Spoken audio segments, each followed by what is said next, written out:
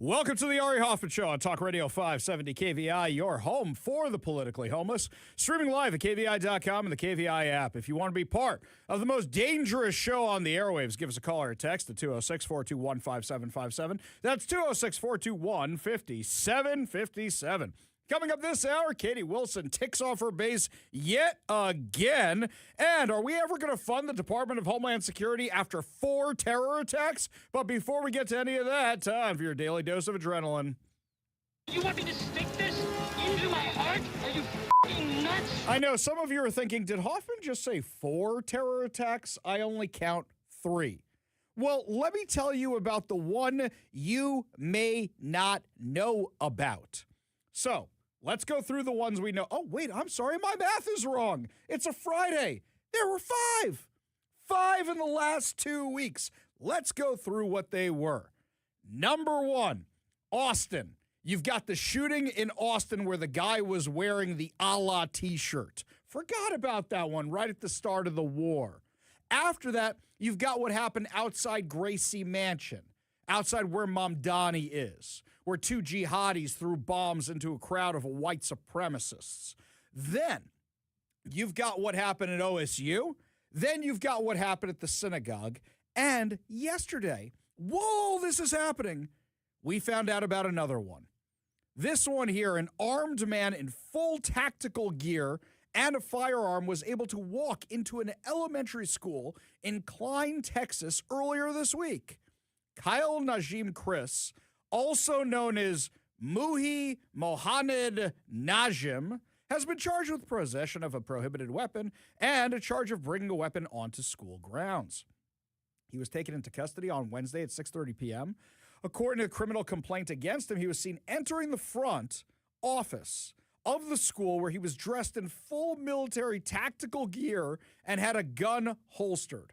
When he was asked how he was able to get past security, he said the front door was unlocked. So he just walked right in. When employees asked him to identify himself, he did not do so, left the school, drove away. So they went to find him at his house. Look, I am Rama-done with all this nonsense. I really am. Now you're getting a little taste of what life is like in the Middle East. Anytime Ramadan rolls around, psychosis follows. This is baked into the cake. Did we know that this guy who went to kill the ROTC members out at Old Dominion University, he was screaming Allahu Akbar. Do you know what that actually means? It does not mean God is great. I don't know who came up with that translation. It is our God is superior to your God. That's what it actually means. It means ours is the superior one. Well, now we found out the instructor who was killed in the Old Dominion terrorist attack shooting carried out by Mohammed Jallo has been identified as Lieutenant Colonel Brandon Shah, a professor of military science, as well as head of the ROTC program at Old Dominion University in Virginia. Shah, as well as the students, were in the classroom in the university's constant hall when Jallo entered the room. He asked if it was an ROTC class. After someone answered that it was, he opened fire. FBI said prior to the attack, he yelled Allahu Akbar. He was subdued by students who fatally stabbed him to death. He was the son-in-law to Voorhees University trustee and alumnus Dr. Dan Martin, which was confirmed in a Facebook post. This is a guy who never should have been able to get that gun. Never should have been able to do it. How do we know this? This came out from the Justice Department today. Kenya Mikkel Chapman, 32, of Smithfield, Virginia, appeared in federal court today and was charged by criminal complaint in dealing in firearms without a license in connection with the shooting at Old Dominion University and with 3 counts of making false statements during the purchase of firearms. Now this gets worse. Quote, the Biden Department of Justice declined to prosecute this man and let him off easy with a warning. According to Pam Bondi, left-wing soft-on-crime policies cost lives, but this Department of Justice doesn't tolerate crime. We punish it. Chapman allegedly stole a firearm and illegally sold it to a convicted terrorist who murdered a decorated Army veteran, and he will finally face the full weight of justice. So this entire thing at Old Dominion is all on the Biden administration. They had a guy who was convicted for giving material support to ISIS, who was in jail for 17 years. They let him out early as Biden was on the way out the door. They had a gun dealer who they had previous other issues with, who they decided not to press charges on. Oh, I thought the left hates the gun so much. Decided not to press charges on this guy. And yet he was able to sell the firearm to the guy who never should have been out of jail. Are you mad yet? On March 12th, Mohammed Baylor Jallah, 36, committed a shooting at ODU in Norfolk during an ROTC class, killing one, wounding two more. Today, law enforcement searched Chapman's residence, located ammunition consistent with the firearm recovered from the shooting. Chapman allegedly stole the firearm from a vehicle in Newport News 1 year before the shooting, sold it to Jallah days before the shooting. Jallah was convicted in the Eastern District of Virginia in 2016 of attempting to provide material support to ISIS. As a convicted felon, Jallah could not legally purchase or possess firearms or ammunition. There's so many things wrong with this. Let's break them all down. The guy was convicted of giving material support to a terrorist organization and was just let out of jail. On top of that, this guy illegally sold him the gun. Wow, it sounds like your gun laws really work really well. This guy Chapman, who sold him the gun, faces 35 years in jail. I think he should get life. Personally, I think he should get death because his stupidity, his illegal behavior resulted in somebody else dying. This is crazy. Absolutely crazy. Have you had enough yet? How about this one for you? You know what was happening during the show yesterday as all this was going down? I was texting in between the commercial breaks. Why? Because everybody wanted to know if we had enough security at the synagogue this weekend. The good news is we have enough security at the synagogue every weekend. But every Jewish organization across the country is worried about what happened at the school/synagogue out in Michigan, where this other lunatic drove a car, which may or may not have been filled with explosives, into a building where there's a preschool with over 100 kids in the preschool. It is crazy to me when I saw this headline. I know how much we spend on security a year at the synagogue. I know how much we spend on it. This one here from the New York Times. Jewish institutions now spend $765 million annually on security. A typical Jewish organization spends 14% of its annual budget on security.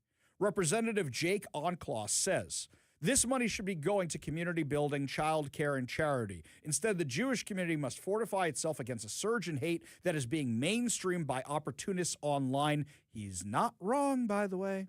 Not wrong about that at all. As soon as I heard there was an attack on a synagogue, I said, it's either a guy who's for sure not Presbyterian or it's a guy who follows Tucker Carlson or Candace Owens. For sure.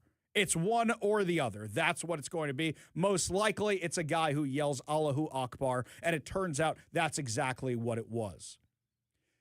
A few years ago, after October 7th, there was a meeting in Seattle with some Seattle officials and some members of the Jewish community where they were talking about how much they had to spend on security. And one of the people who was on City of Seattle's side said to the representative from the Jewish community, yeah, but you can afford it. Oh, we're just a bunch of rich Jews. Sure. So we should be spending all the money on this. We have no choice. We prioritize it because we have to spend it. And that's money well spent because you saw what happened. This guy drives a car, may or may not have been loaded with explosives, into a synagogue/school, and it was the security guards that took this guy out. They are the ones who took him out. And yet, if you look at the lamestream media, it's like they're trying to blame the Jews for being attacked. There's a whole lot of real, well, she dressed that way, I guess she deserved it going on here. Starting with the New York Times. Temple Israel was founded in 1941, dedicated to the formation of a Jewish state. So because the founders of this synagogue in 1941, 7 years before the modern state of Israel existed, were dedicated to seeing a Jewish state, it is the fault of those founders now in 2026 that some lunatic came into the building. It's your fault. It's your fault. Wait, the worst one? This was Jake Tapper. This is CNN. We're seeing the real-life consequences to the elevation and platforming and legitimizing of anti-Semitic voices. To be crystal clear, we do not know the motivations of the attacker, this would-be mass murderer of Jews. We don't know their political views. But the Overton window, the measure of acceptable discourse, has opened to some of the most hateful anti-Semitic voices out there on the left and the right. We don't know who could have done it. Who could have done? I don't know. Oh, what could his motivation have been? Oh, I don't know what it could have been. I'm so surprised. I'm completely shocked. Completely shocked. That's CNN. That's CNN. Are you kidding me with this craziness? Oh, wait. It gets worse than that. The media was spewing this nonsense, which they actually got from one of the local mayors out there in Michigan, who was saying, well, he had family members killed in an Israeli airstrike, so I guess it's their fault. He literally said, well, he had family members killed in an Israeli airstrike, and he was upset about that. Okay, can we stop for a second here? Kevin, I've been pretty upset about that whole October 7th thing. Have I walked into a mosque and opened fire on anybody? That hasn't been something I've done. You would have heard about that, right? Right? No, yeah. And, there are ways of dealing and putting out there how you feel about this or demonstrating or doing things that don't harm other people. Exactly. He has a right to be angry about what happened, but boy, yeah, so let's just go shoot up a school. What are we doing? Well, hang on. What are we doing? I got an idea. I'm really mad about that whole Holocaust thing, right? And I know that Hugo Boss and Mercedes and BMW were supplying the Nazis. So I'm going to go shoot up a Hugo Boss, right? Does that make sense? Yeah. How about a BMW or Mercedes? We'll go do that. But what does make sense is your right not to purchase those things and not to support them in any way. There you go. And actually be upfront about that and say that. Exactly right. So they're running with this lie, including The Intercept and a few other media outlets are running with this lie. His children were killed in the airstrike.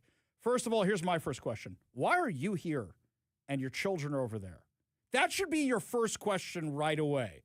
And then you go, wait a second, does this story... Couldn't I ask that of you, though? Huh? What do you mean? Why are you over here and your My children kids are over in there? school. No, they're putting these pictures of these little kids. Little I know kids. what you're doing. These little kids. I know. Terrible. Funny. Terrible. Very funny. And I'm like, this doesn't sound right. We've seen this before. No, you know the family members he was upset about? His two brothers who were members of Hezbollah and part of a rocket launch team. That's why they were killed by Israel. Oh, so that's why they shot this thing up? Are you kidding me? The New York Times headline about, they were supportive of the founding of the State of Israel. It sounds familiar. At 13, he was selling sneakers. At 18, he's facing terrorism charges. We're doing this again? Just the teenagers who went to Manhattan for a nice sunny day. No matter how much you hate the mainstream media, you do not hate them enough. CBS, a source in Michigan's Lebanese American community, told CBS News that an Israeli airstrike roughly 10 days ago on a village in Lebanon killed his two brothers and several other family members. They learned from a journalist on the ground that the brothers were both members of the Hezbollah rocket unit in southern Lebanon. That's not the Jerusalem Post. That's not the Times of Israel. That's not Fox News. That is CBS News. That's CBS News. Oh, wait, hang on. Anybody else have this? NBC News. I know you're thinking Barry Weiss runs CBS News. She's Jewish. Here we go. NBC News. The two brothers were known to be members of Hezbollah, the Iranian-backed militant group, the official said, but it was unclear what role they played in the organization. They were rocket launchers. That was their role in the organization. Are you kidding me with this nonsense? Are you kidding me with this? Are you tired of this? Are you Rama-done with this? You think to yourselves, how much longer is this going to go on for? Look up the definition of phobia. What does phobia mean? I have a fear of something. So Islamophobia. You know why we have Islamophobia? Because we're worried they're going to drive a car into a school and blow people up. because we're worried they're going to open fire on an ROTC class. And here's something. For those of you who go, it's not every Muslim, which I would agree with. Where are the leaders of the Muslim community? Where are the leaders of the Islamic community condemning this? I don't want to hear from Zoran Mamdani. Did you hear about this? You know how a few days ago we talked about how his wife was exposed as she's liking all these posts of the atrocities on October 7th? Oh, it gets so much worse. Ready for this? This from the New York Post. New York City Mayor Zoran Mamdani's wife, Rama-done, created artwork for an essay book compiled by an anti-Israel activist who has described the Jewish people as vampires, demons, and ghouls, and celebrated the October 7th, 2023 attack on Israel. His wife, a Syrian-American artist and First Lady of New York City, drew the lead graphic for A Trail of Soap, an essay published by Susan Al-Balhawa in the Slow Factory's latest issue of Everything is Political. According to the Washington Free Beacon, Al-Bahua is a staunch critic of Israel, has been criticized by the ADL for her inflammatory rhetoric towards the Jewish state. In an op-ed published days after Hamas's barbaric attack on Israel, Abulawa called the massacre a spectacular moment that shocked the world and insinuated that Israel allowed the attack to happen. She has numerous social media posts attacking Israelis and Jews. That's what she wrote. We live in a time of Jewish supremacist demons. She also called a pro-Israel commentator a lying Jewish supremacist cockroach and talked about Jewish supremacist vampires. I like that Buffy the Vampire Slayer as much as anybody. That's a great show. It's a great movie. But, okay, maybe it's not great. Maybe it's just good and fun, and it's Christy Swanson and Sarah Michelle Gellar, so we enjoyed it more than we should have. But are you kidding me with this? This is who Zoran Mamdani's wife is hanging out with? Are you surprised? You see the videos out of Gracie Mansion when he had his Ishtar feast the other day at the end of the Rama-done day, where he had all these people in Gracie Mansion. I don't care if they're celebrating the meal at the end of Rama-done. I care about the guys giving the ISIS sign who are inside of Gracie Mansion. Where are the leaders of the Muslim community condemning all this? That's what I want to know. It took Zoran Mamdani days before he actually called it a terror attack like it actually was. Instead, he tried to make it sound like the protesters against him were responsible for the terror attack. I've had it with this. I've really had it with this. Is the rest of the world waking up to this? Is the U.S. finally waking up to this? What, you think it's the Jews' fault? Do you think it's the ROTC members' fault? Do you think it's the fault of the war in Iran? No. What it is a group of people, 10% of this religion has been radicalized and want to kill the infidel. And that's what you're fighting against right now. And it's terrifying. And worse yet, the left gives in to them. The left runs cover for them, like you saw for the Biden administration, like you see from CNN, like you see from these various media outlets. CBN had this talking head on last night. This situation, this was an Israeli temple. It was aligned with Israel. I will say that. A Jewish temple? A Jewish temple. A Jewish synagogue is not an Israeli temple. It's called the real Israel temple. They're Jewish. Okay. They're the people of Israel. How do you let me just finish my point. It was wrong from the premise. He's right. It's wrong from the premise. Those of you who study Bible, why is it called Israel? Why is it called the children of Israel? What is Jacob's other name? Israel. It's given to him after the fight with the angel. The 12 tribes of Israel, 12 sons of Jacob. That's where it comes from. Tell me you don't know anything about the Bible, you don't know anything about Judaism, you don't know anything about Christianity without telling me you don't know anything about those things from that one ignorant statement. In Spaceballs, when Dot Matrix is walking into Yogurt's temple, and you have Barf say it looks like the Temple of Doom. And then Dot Matrix goes, well, it sure ain't Temple Beth Israel. These congregations were founded even before the modern state of Israel existed. Sheer ignorance. You should be asking yourself why all these media outlets are so desperate to cover for Islam. Why are they so desperate to excuse it? Why are they so desperate to blame the Jews? Could it be Islamophobia? It's used as the hatred of Islam. That's not what it is. It's the fear of Islam. And I think right now everybody's got it. This is what happens in the Middle East during Ramadan, and now it's been brought to our shores. And the Democrats want to open up our borders again? This is what we saw with legal immigration. This is what we saw with the justice system with a guy who should have been behind bars, where Joe Biden let the guy out of jail, where Joe Biden didn't prosecute a guy who they had dead to rights on gun charges.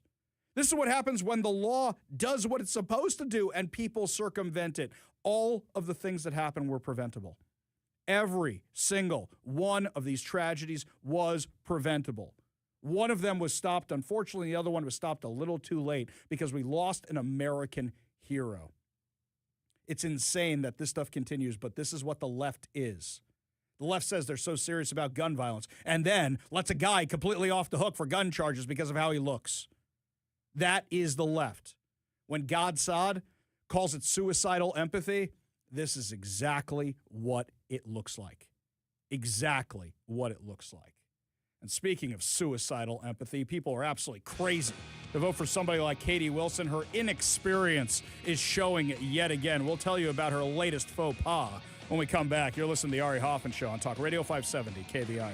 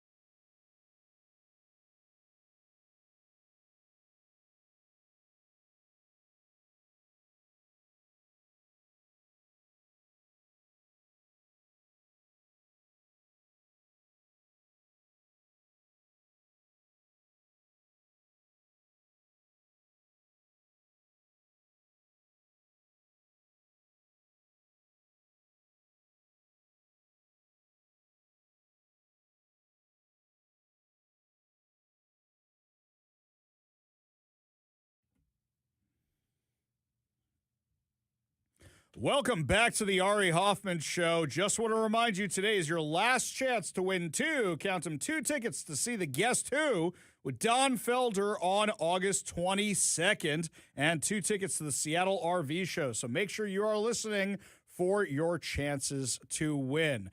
Well, right before I came on in here, we've been covering the legislature a ton, and we will get to your phone calls in a second. But with all the money and taxes that the Democrats have passed over the last 2 years, you're thinking, oh, they must have solved all their budget problems. Nope, not at all. Joining us now in studio from our sister station, Northwest News Radio, their senior political correspondent. Thank you. The one and only Jeff Pogel. How are you today, sir? I am doing well. It is a Friday. Yes. And I've got the weekend coming up, and boy, it's needed. It's been a long week. Especially on a day like today, if the snow's still coming down and you get a fireplace and you put your feet up and you have an old-fashioned right there with you. This is exactly what I'm doing when I get home. Straight thing of scotch. Scotch. We may disagree on politics. We may agree on politics, but we agree on scotch. Yes. All right. Yes, we do. So hang on a second. Jeff, you told me this, and I freaked out in front of the entire newsroom because you gave me this little piece of information. Would you mind sharing it with our audience? Before I get to that, the fact that you didn't already have this information shows me that you weren't paying as close attention or covering the legislature as closely as you say you do. Well, you know what? It would be nice, but I don't get a press pass to go down there and cover the legislature. Touché. So what's up, Jeff? Fair enough. Well, we'll get to the issue in just a second, but before we get to that, let's talk briefly about how things wrapped up to kind of set the table here, because the legislature adjourned sine die Thursday night. And if you don't know what sine die means, this is nerdy Jeff coming out. Sine die, Latin for without a date, meaning they're not no immediate plans to come back. So the session is over. So it has That's nothing what to do it's with called. actually dying. It's Latin, yes. Okay. You're a fan of the West Wing. You know President Bartlett spoke in Latin. Come on now. Yes, and that's why he lost Texas. Yes. No, it's because he made a joke about wearing funny hats. There you go. That's why. Exactly. But lawmakers this week gave final approval to the Democrat signature tax proposal, placing a new tax on household income over $1 million, the so-called millionaire's tax, the first ever state income tax. Governor Ferguson said he plans to sign it. And then on the final day, they started debating the supplemental budget, final passage of the supplemental budget they had been working on. But that debate was interrupted. I move the Senate revert to the fourth order of business. No, you moved that the measures on today's introductions. Did you hear about this? Yes, fire alarm at the state capitol. Wait, hang on. Was somebody drinking and smoking in the bathroom? I don't know. Okay. But it forced lawmakers to evacuate. Now, keep in mind that by the state constitution, the legislative session had to end on March 12th. Sure. So if they're not done by midnight and they don't have a supplemental budget, now you don't have a budget for the state, and the governor's going to have to call a special session, which typically starts at around 30 days. Yes. So this happened last night. So it was a race to the finish, and they had to go all evacuate and then get back. And once they finally got back, once the all clear was given, Democrat June Robinson, who happens to be the lead budget writer for the Democrats, said on the floor, apparently some people think this budget is alarming. Boo. Funny. Yeah, funny. Republicans certainly think it was alarming as Democrats pushed through the $79.4 billion operating plan with not a single Republican vote. Republicans and other critics say it leans too heavily on reserves, one-time fixes, spending cuts, while, here is the key, while still leaving an $878 million gap that they will have to solve next year. Okay. So this is why I lost my you-know-what in the bullpen. This budget increased spending by $2 billion, even though we were told last time that we still had a however hundreds of millions of dollars in change gap going into this year after the $9 billion in tax increases. Then, on top of that, it was it's actually $1 billion. It's actually $2 billion. It's actually $4 billion. It wasn't like last time where it was, we might have $2 billion, $4 billion, $16 billion, ends up that way. But they still increased spending knowing they were going to have this budget gap. Are they crazy? I'm not a budget writer, and I can't speak to the sanity and relative nature thereof of the lawmakers. Okay. Have you asked they have a weird name. It's not security services. It's like, what is the name of the people at the Capitol who do security and everything? Department of Enterprise Services. Enterprise Services. That's what it was. I should know that one. Live long and prosper. The Department of Enterprising Services.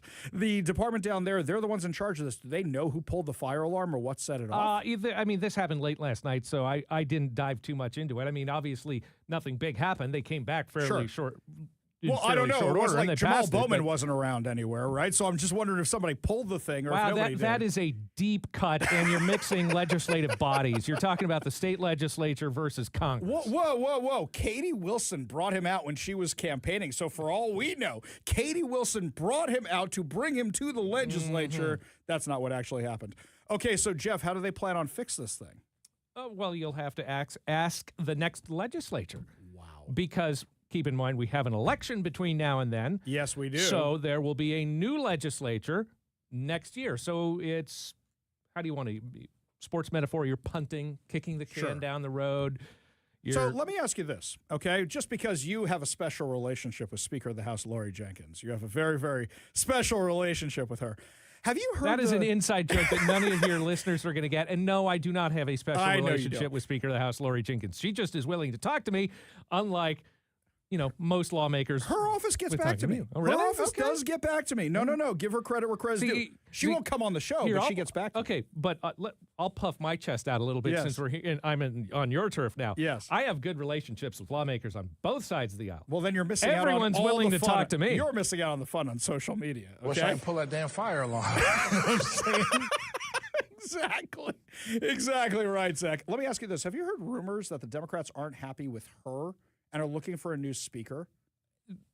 That's the first I've heard of it. I haven't looked into that, so I can't speak one way or the other. I heard some whisperings. I don't want to even say they're full rumors. I was just wondering if you had heard anything. So, okay. So you've heard whispers that aren't even full rumors that you're now putting out there on a 50,000-watt radio station. Those sound like careless whispers.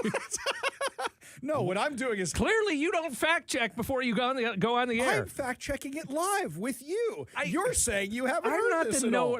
I don't know every little nuance of what conversations are going on in the caucus rooms. I know more about what's going on in the legislature than you just said it wasn't verified to even be a rumor, much less fact. You know what, Jeff? We don't deal in facts here, okay? That we much deal is with clear. Outrage here, and we want to be mad.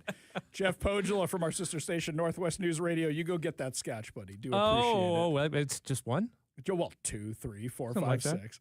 We got a whole lot more to discuss. We'll cover all of this, by the way, on the Northwest. I'm sorry. Let me do that. Jeff, tell us what's coming up on the Politicast this weekend. We'll talk about this $878 million gap that they'll have to solve next year. In fact, all you got to do is go to Spotify, Apple Podcasts. Is iTunes still a thing? iTunes. Wherever you get your podcasts, whatever. Go. Look for the Northwest Politicast. The latest episode is called Olympia's $878 million Problem. Holy cow. Man, they're just not good at the math over there. Up next, people who aren't good at math, we're going to talk about what's going on in Washington, D.C. You're listening to the Ari Hoffman Show on Talk Radio 570 KVI.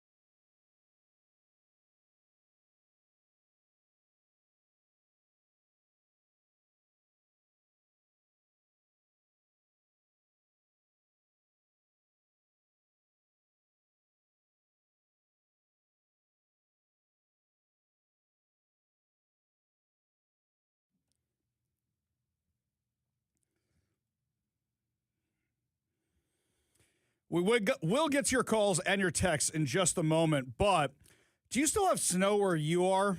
I woke up this morning, and my wife says, wake up, see if the snow's sticking to the ground. Your daughter's got to get to school. So I go outside, and I check it out, and I'm barely conscious, and I go, it'll be fine. It'll be fine. Then it starts coming down. It's getting worse. It's getting worse. It's getting worse. Okay, remote school. Then I drive in, and I'm like, this is no big deal at all. The streets are completely clear. And I was kind of relieved. I mean, I love driving in the snow. And plus, for my friends over at Renton Chrysler Dodge Jeep Ram, they just gave me a Jeep Cherokee because I'm not taking the Batmobile out in this weather. That thing is a hybrid. So first of all, I've had it for a couple weeks now. Haven't had to fill it up on gas once, but also the off-roading on that, because that was that slippery, mushy stuff. And I live on some pretty serious hills. It was nothing. Cut through it like butter. But you know who was the most relieved the snow wasn't bad? Katie Wilson. You think she was prepared for this? I didn't know it was going to snow last night, and I'm in the news world. Kevin, you hear anything about snow in the forecast? I didn't even know that was coming. I did not, but I heard something about an Arctic front or some nonsense, but I just figured it was just going to be really cold. And it was kind of cold the last couple of days. Yeah. So. Yeah. But yeah, I looked out the window. My wife, same deal. She said, hey, it's snowing outside. She wakes up earlier than me. I said, come on. Yeah. And I look out, no, yeah. But you can tell instantly, like, oh, this isn't going to be no big deal. This isn't the bad stuff. You know what I did do embarrassingly? So I'm from New York, and I have the Jeep parked outside the house. And what happens is my daughter was kind enough, since she didn't have school that day, I didn't make her shovel, but I sent her outside to clean off the car while I'm getting dressed and stuff because she gets up earlier than me. And I forgot to tell her to brush the stuff off the roof. Forgot about that. So I'm coming into work, and it's fine, it's fine, it's fine. I go on I-5. It's fine, it's fine, it's fine. I hit the brakes at the stop sign in front of Buckley's, the bar across the street. And what happens? The whole thing comes down on the windshield. All of it right there. It was bad. Not rookie mistake, Hoffman. But Katie Wilson, she's thrilled she didn't have to deal with this. You think she knows how to deal with a snowstorm? And you think she knows, do we have snow plows? Are we allowed to salt, or is it going to kill the fishies or something around here? Unfortunately, I think it's all baked in now. So I think that they learned their lesson, and probably the unit that controls all of that just kind of. Unless she fired them. Well. Because she fired that person who's in charge of Seattle City Light that everybody liked, put in her own replacement, and everybody went bonkers on her about it. See? So we've got how many more years to see if it snows again to figure this out? Well, let's see. She's basically through the winter right now. Yeah. So you got another 3.5 years. Wow. Oh, that sucks. Oh, you get what you vote for. We go to the Warrior Injury Law studio line, take a call from Ben in Seattle. Ben, what's up?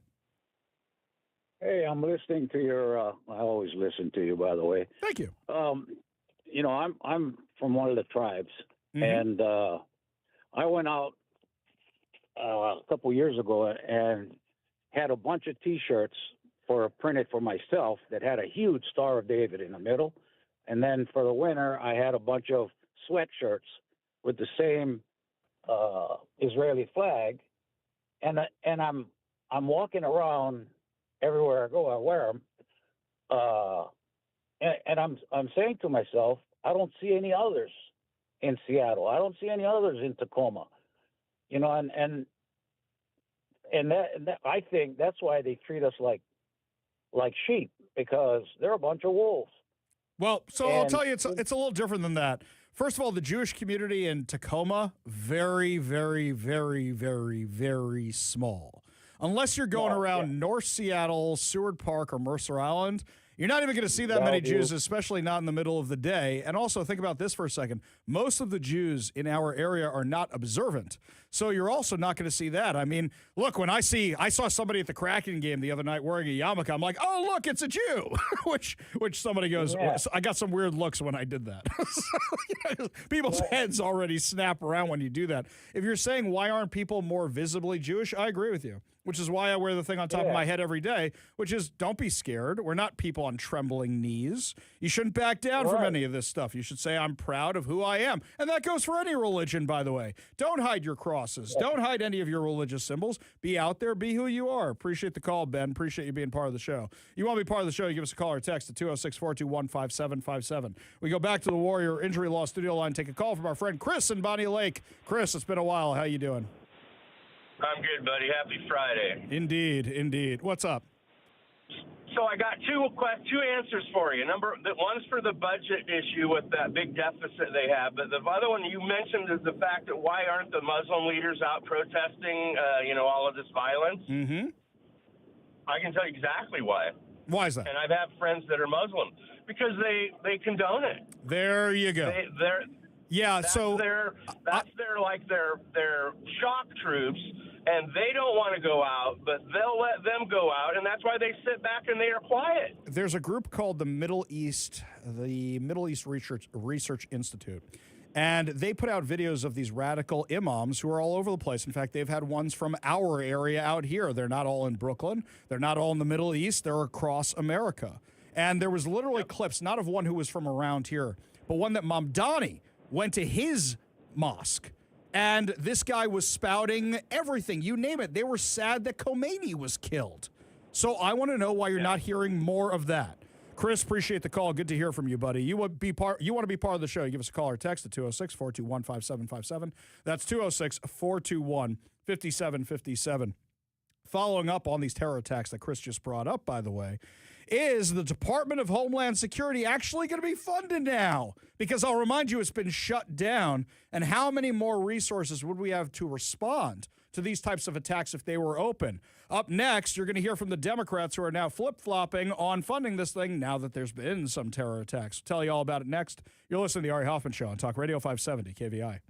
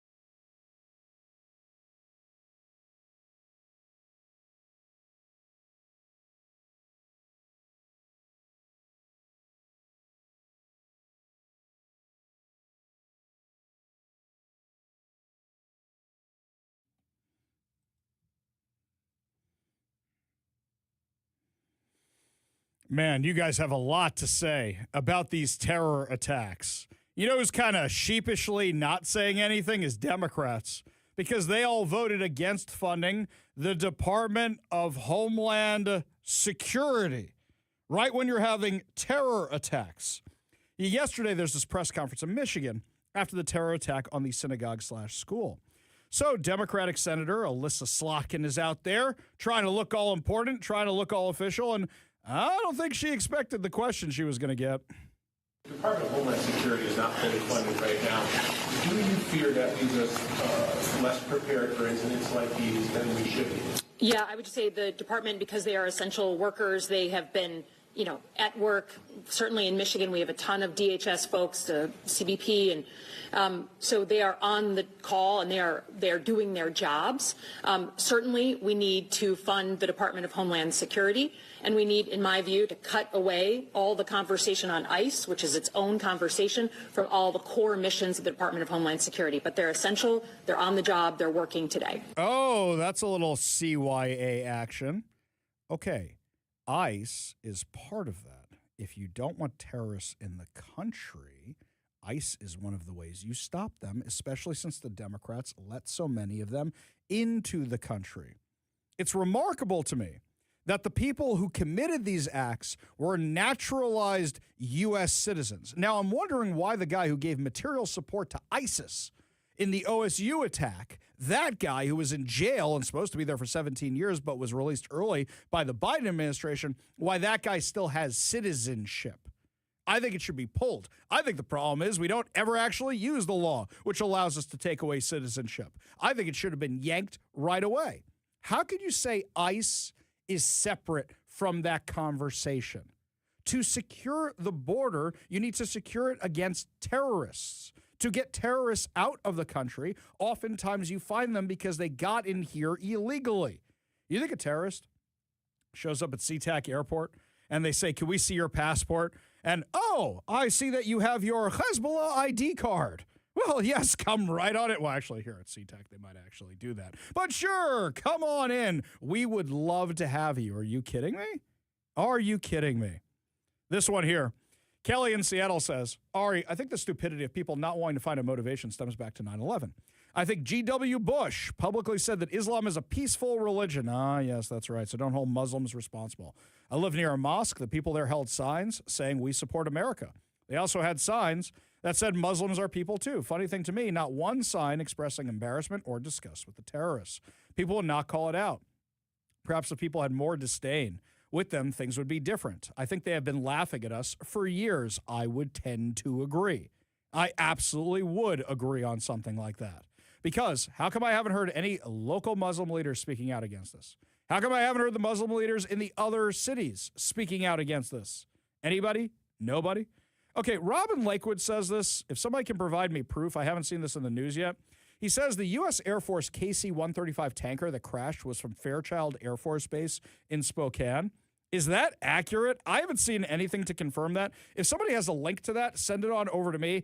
I will check it out. Please send that over to me at ari@kvi.com. That's ari@kvi.com. This one here from Forrest Cat on our earlier conversation with Jeff Pogula from Northwest News Radio about the legislature and how they have another budget gap. Even though they increased the budget $2 billion, saying, oh, we got to watch our spending. Oh, we got to be careful because we have a budget gap. Ari, the Texocrats and Olympia are insatiable. Next year, they will again declare an overspending budget crisis with rumors that the Democrats are already discussing new tax legislation behind closed doors. Yes, not surprised at all. At all. This one here from Robin Lakewood. Jeff admits the GOP will talk to him, but the Democrats are afraid of Ari. Very good, Rob. Very, very good. Do appreciate that. That's a good one. It's insane to me that we are still having the discussion about Islamophobia. I don't know if you saw this from Bernie Sanders. Bernie Sanders did this whole post about, oh, the attack on the synagogue is terrible, terrible. We need to speak out against anti-Semitism and Islamophobia. What does Islamophobia have anything to do with that? I was meeting with somebody from a local organization that, shall we say, disagrees with me politically not too long ago. And I was trying to explain that you don't need to say Islamophobia every time you say anti-Semitism. They're two completely unrelated different things. It's almost like you're kowtowing to the Muslims. So this person who I was talking to was black. And I said, how would you feel if for Martin Luther King Day, they couldn't stop talking about the LGBTQIA two-spirit stuff? And she said, well, it's Martin Luther King Day, so we should be talking about black history. I said, exactly right. Now you know how I feel anytime somebody brings up Islamophobia when they mention anti-Semitic attacks. And it was like a light bulb went on, and give this person credit. They have actually interacted with me in a positive way from that framing ever since then. Sometimes somebody just needs it put in a perspective that hits home with them. I'll also say this again to my Christian friends out there. This kind of stuff doesn't stop with the Jews, okay? They went after the ROTC also. They're going to go after the Christians. Please, God, they don't. They're going to do it. You need to fortify your churches the same way we fortify our synagogues. It is amazing to me. It is incredible to me that nobody was killed in the attack on the synagogue. It seems like the only injuries came from smoke inhalation and getting struck by the vehicle itself. This could have been so much worse. And God bless those security guards for putting themselves in the line of fire. Holy cow. Be so thankful for them. And up next, my friends, every single media outlet in the world is warning that the Democrats' tax plan in Olympia is a bad idea. We're a national joke again. I'll tell you what they said when we come back. You're listening to the Ari Hoffman Show on Talk Radio 570 KVI.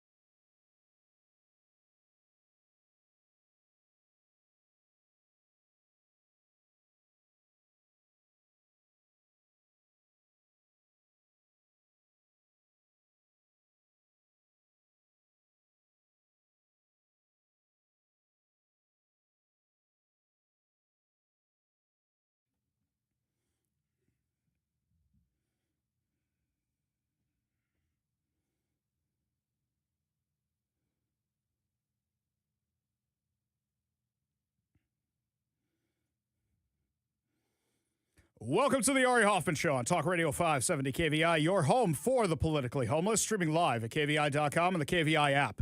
If you want to be part of the most dangerous show on the airwaves, give us a call or a text at 206-421-5757. That's 206-421-5757. Coming up at 4:30 today, Brandy Cruz joins us to talk about our lawsuit against the Washington State Legislature and their insane, out-of-control taxes and spending. But before we get to any of that, we go to the Warrior Injury Law Studio line, take a call from James and Everett. James, what's up? Yeah, I was telling your screener that I'm trying to set up an appointment with the Snohomish County assessor on my property taxes, and I was able to get through to the first wave, but I haven't been able to get through the second wave. And I've made many calls. And I'm trying to set up an appointment, but my property taxes have gone up. I bought my house in 2005. It's gone up 300%. Oh yeah, and you're lucky you're not in. You're lucky you're out there and not in King County. It's so much worse. I've tried to appeal my property taxes. Nope, they just say no. Just well, no. I think that's what they're telling me right now, and the frustration is that I just want to look at somebody in their eyeballs, in their face, and say, tell me that I'm not paying enough. Yeah. And it is so frustrating. If you actually get a hearing, just let loose and say, are our roads that great? Are our bridges that great? Is anything around here that great? Are cops going to come when I actually want them to come? You would just ask them those questions. The problem is you're just going to feel better like you vented a little bit and then feel worse when they reject you. I'm not saying don't go through the process. Occasionally you get lucky, but they do whatever they can to discourage you from doing it. Well, Ari, I'm Irish, so venting is not bad. I like that. I like that. Well, happy St. Patty's Day to you, sir. Let me know if you actually do get through. You call us back and let us know the rest of that story. Appreciate your call. Appreciate you being part of the show. You want to be part of the show, you give us a call or a text at 206-421-5757. That's 206-421-5757. No matter how much you hate the Seattle Times, you do not hate them enough. As soon as they were out of session in the Washington State Legislature yesterday, I got an email. Somehow I cannot get off their email list. I got an email from them, even though I unsubscribed from them ages ago. My mistake was subscribing in the first place. And here's what the email says. Here's how John Schneider says Washington millionaires tax will affect the Seahawks. Subtitle. Seahawks general manager John Schneider said Washington's millionaire tax would come into play when it comes to signing new players. How come you guys didn't ask him beforehand? How come you guys didn't talk to him beforehand? And the answer is you didn't want the answer. This is what the entire lamestream media does every single time there's a legislative session. They ignore the big issues because the truth is the Democrats are just their stenographer, or the media is just a stenographer for the Democrats. See, I mixed them up. They're exactly the same. They are just their stenographers. They want them to get what they want because they think it means funding for them, which in the case of the Democrats, it does. So they wait until after the session to tell you about all the bad news, like the fact that, hey, the Sonics might not be coming. Are we going to see that too? Isn't all of a sudden you're going to see an article from them? Oh, the Sonics were concerned about the millionaire tax because we got these emails from Ferguson's office, which Ari Hoffman had 2 months ago. We were talking right after the Super Bowl, about how Sam Darnold, the quarterback for the Seattle Seahawks, had to pay to be in the Super Bowl because of California's insane taxes. And we said how the Democrats were considering the exact same thing. If the Seattle Times is the paper of record, how come they weren't doing the exact same story? You reach out to John Schneider now. How come you didn't reach out to John Schneider before all this and say, hey, general manager of the Seattle Seahawks, how could the millionaires tax affect you? Our listeners want to know. Why didn't you ask beforehand? Because they wanted it to pass. Now, lucky for us, the national media has picked up on all this. In fact, the majority of the national media actually wrote their op-eds against this tax before the Democrats signed it. The Republicans, keeping up their 25-hour, I guess for lack of a better word, filibuster, actually got a lot of national media attention. From Forbes, Washington's millionaire tax raises fears of wealth exodus. From Fox Business, Washington passes millionaire's tax despite concerns of wealth flight. From Fox Business, former Starbucks CEO Howard Schultz moves to Florida from Washington State. From The Hill, Starbucks tycoon Howard Schultz joins the billionaire blue state exodus. From the Wall Street Journal, Washington State's income tax con. From the Washington Post, Washington State's tax folly. From ESPN, new Washington tax law could affect the Seahawks. The national media had this, but the Seattle Times didn't. Cancel your subscriptions. If you don't, you are funding the problem. You are funding the problem. These guys do not deserve your money. You want something local? Download the KVI app. Subscribe to our podcast. Go to our friends at Northwest News Radio. It's going to be fresher. By the time you get the Seattle Times, your paper's already 12 hours out of date. You want a crossword puzzle? Download it online. You can find them somewhere else. Travis Couture, representative from the Washington State Legislature, made a great point over on X. I've had a lot of people say to me, Ari, we need to challenge every single Democrat. And then I've had some people say to me, Ari, we need to not challenge the moderate Democrats who voted against the tax. And I said, I don't know about that. I don't know about that. So here's what Travis Couture said. And you tell me what you think after this. Something people might have missed was at the very beginning of the income tax debate, I made a motion to indefinitely postpone the income tax bill. And every single House Democrat voted no. In plain English, that motion means kill the bill for the session, and every Democrat is on the record for having denied killing the income tax. Every House Democrat was in favor of the income tax. Now, let me take that out of political speak for a minute. It's that if you were really that opposed to the income tax, you would have shut down the discussion on it. You would have said, it's a short session. This is really meant for supplemental budget things, fix the budget problems, fix Inslee's mess a little bit, nip and tuck here. You would have done that. But instead, they did this purposely. They voted for this thing, knowing they could vote against it later. How democratic of them. So when you say, oh, they voted against the tax, there's what, 10, 11 of them that voted against it? No, my friends. No mercy. We're going after every single one of their seats. Every single one. And we have to. We absolutely have to. Because there's tons of other issues we have here. Now, a lot of you are saying we need to find some moderate Democrats. I think you're right. But we also need some kind of contract with Washington where we say exactly what it is that we are making these people promise, and then we hold them to it. Because somebody like Bob Ferguson, who pretended to be a moderate, we knew he wasn't. If you're a listener of this show, we don't call him Turd Ferguson for no reason. Here's what he wrote after the session last night, if you want to be furious about this. The Democrats rammed this thing through, even though everybody warned them it was a bad idea. The Democrats applauded it. Turd Ferguson has been saying, oh, well, I'm not sure it's in the right place. Oh, now I can sign it. They didn't make any changes to it, by the way. So here's what Turd Ferguson wrote. The millionaire's tax has now been approved by the Senate. Donald Trump and the... Really? Really, dude? Really? This is what we're going to blame Donald Trump, even though this is a 100% Washington problem caused by the Democrats here in Washington.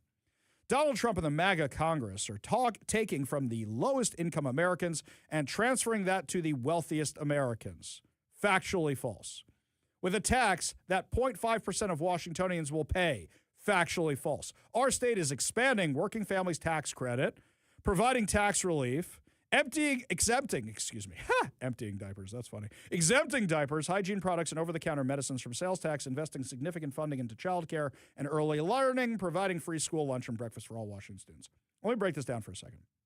First of all, let's start at the bottom. 75% of those kids were getting free lunches already from state and federal subsidies. The only 25% who weren't getting it were the rich kids. So you just paid for the rich kids to get the lousy public school lunch. Bravo. Well done. Exempting diapers, hygiene products, weren't those all Republican ideas that were pitched before? Oh, see, you rolled them into the tax, because if there's an initiative to repeal the tax, then what happens is when they have that statement at the top, the financial statement at the top about what's going to affect, it's going to say, we're not going to be able to pay for the diapers and the hygiene products, and you're going to be taxed on them, and the evil Republicans and Ari Hoffman and Let's Go Washington and Brian Haywood. That's what's going to happen. It's going to be in there. They put all this stuff in there, which they voted against before when it was clean, when it was a one-shot deal. Hey, tax holiday for diapers. They put it into the bill, so later they have the talking points to go against an initiative which would repeal the tax. Do you see how sneaky these bastards are? That's what they're doing.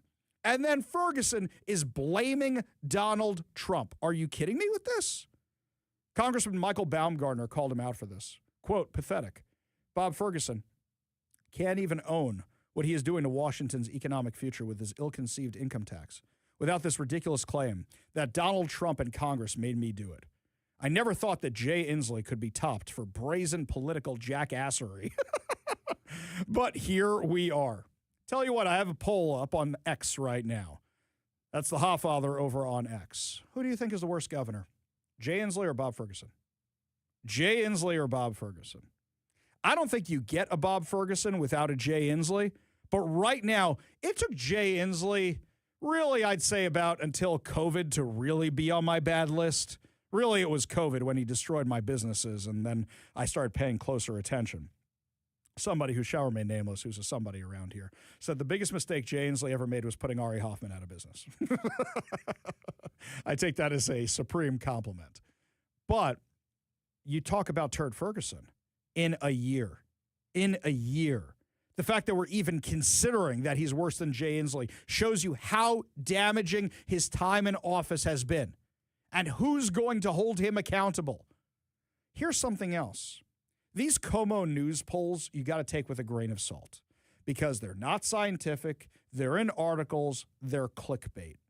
But I've never seen one like this before. I never have. This Como News poll was in the article about passing the income tax. And here's what the question was. Do you feel passing the millionaire's tax reflects the will of Washington state voters? Your choices are yes, no, still not sure. I have never seen results like this. 32,000 people participated in this poll. The last time I checked, it's probably a lot more by now because I think I took the screenshot last night. And that was a day or two after it passed. 32,000 people. 97% said no, it doesn't reflect the will of Washington state voters. 97%. Only 2% said yes, which are probably the people who work for Ferguson's office or the Democrats. 2%. That is it. Nobody wrote still not sure, so I'm wondering what happened to that other 1%. Do you think that a sleeping giant has been woken here? Do you think they have been awakened? There's been an awakening. Do you think that's what's happening here? Or do you think it's just pie in the sky idealism? Because I think at this point, there's a lot of people who are mad who weren't paying attention before. Welcome to the party, pals. Welcome to the party. And I think we have a real shot at retaking the House if we run on strict messaging, the income tax, basic things like that. I think you could challenge every single Democrat, including the ones who voted for it, against it. Oh, no, wait, they voted for it. No, wait, they voted against it. I think you could challenge every single one of them. You want to be part of this. You want to be part of the effort. Drop me an email, ari@kvi.com. That's ari@kvi.com. We go to the Warrior Injury Law Studio line, take a call from our friend Transit Joe. Transit Joe, what's up? What's up? I want you to stop attacking the Seattle Times. Nope. That's a short version? Nope. Because nope. Bob Condota nope. wrote an absolutely brilliant report about Seattle Hawks John Snyder. Nope. First of all, that article wasn't even an interview they did with John Schneider. They took it from a local sports radio station. All they did was take the transcript. So, no, absolutely not. And number two, last time I checked, the Seattle Times is the one working to stop me from getting a press pass. And they showed up in court. Hang on, Joe. It's not going to help you. Joe, they showed up in court to support the government in denying me, Brandy Cruz, and Jonathan Cho press passes. In fact, the article in the Seattle Times about the story was not even written by the Seattle Times. It was written by the Associated Press, and they dropped it in. So a local news story they didn't even cover because they're on the other side. On top of that, this session, they went down to Olympia to advocate for more taxes on big tech, which will cost us more jobs that are fleeing the area to fund their dying news outlet. No, Joe, I'm not. No, Joe, I am not going to. I am not going to stop attacking the Seattle Times. I'm not going to stop attacking a paper whose reporter stood there like a stick in the mud, asking no questions from Sean Scott when he was proposing the wealth tax, when he was proposing an income tax on every single Washingtonian. No, I'm not going to stop attacking a paper which went on October 8th. Their front page of that paper was talking about the poor Palestinians. No, Joe. Oh, no, you got me there. You got me there, man. At that point, I'm like, that was deplorable. I'm sure we both agree on that, right? Yes. So why would you keep funding this paper, Joe? Because I'm a big fan of Shauna Shrewsbury and forcing the state legislature to Shauna, be whatever the hell accountable. her name is, was the one who was standing there and didn't ask Sean Scott a single question. Not one. When the first ever state income tax was being proposed, she stood there and did nothing. Nothing. If I was there, I would have asked questions. Too bad I can't be there. You could be there. Oh. It was on the steps of the legislature. That one, you're right. Quick correction. There. That one I could have been at if I wasn't doing a radio show. But I'm not allowed there right now, am I, Joe? And who's on the other side of the argument? Yes, Who came to that hearing, which you were not at, Joe? I was. Who came to that hearing to support the government? The Washington State Standard and the Seattle Times. Not to cover it. Yes. Not and to they cover don't like Brandy Cruz, and that's why they were there. Really? You think they like me so much? These are the same guys who have bashed me and said I was lying about the autonomous zone. Go look it up. No, Joe, as long as I have a microphone and as long as I have a radio show and as long as I have a social media platform, I am going to make it my goal that the Seattle Times is out of business. I want them to be like the Seattle PI, an abandoned globe, joining the rest of the hellscape they have created here in Seattle by supporting every single candidate who voted for the bad policies that they supported. No, Joe, I'm not going to stop. You want to be part of the show, you give us a call or a text at 206-421-5757. That's 206-421-5757. Yeah, Seattle Times. Ugh, I hope they shut down. You want to subscribe to something good? Later on in the show, Brandy Cruz is actually going to be offering you a discount for her show. You can subscribe to that. Download our podcast. Go to KVI.com. Go to our friends over at Northwest News Radio. Follow Jonathan Cho. You have local options that are not funding the Seattle Times. You kidding me with that nonsense? Stop it. Stop it right now. No Seattle Times. Because they were barely covering what was going on at UW during all those riots. You remember that? Well, now some national outlets are calling out the University of Washington, and we have a hitting recording of them talking about reinstituting affirmative action. Tell you all about it when we come back. You're listening to the Ari Hoffman Show on Talk Radio 570 KVI.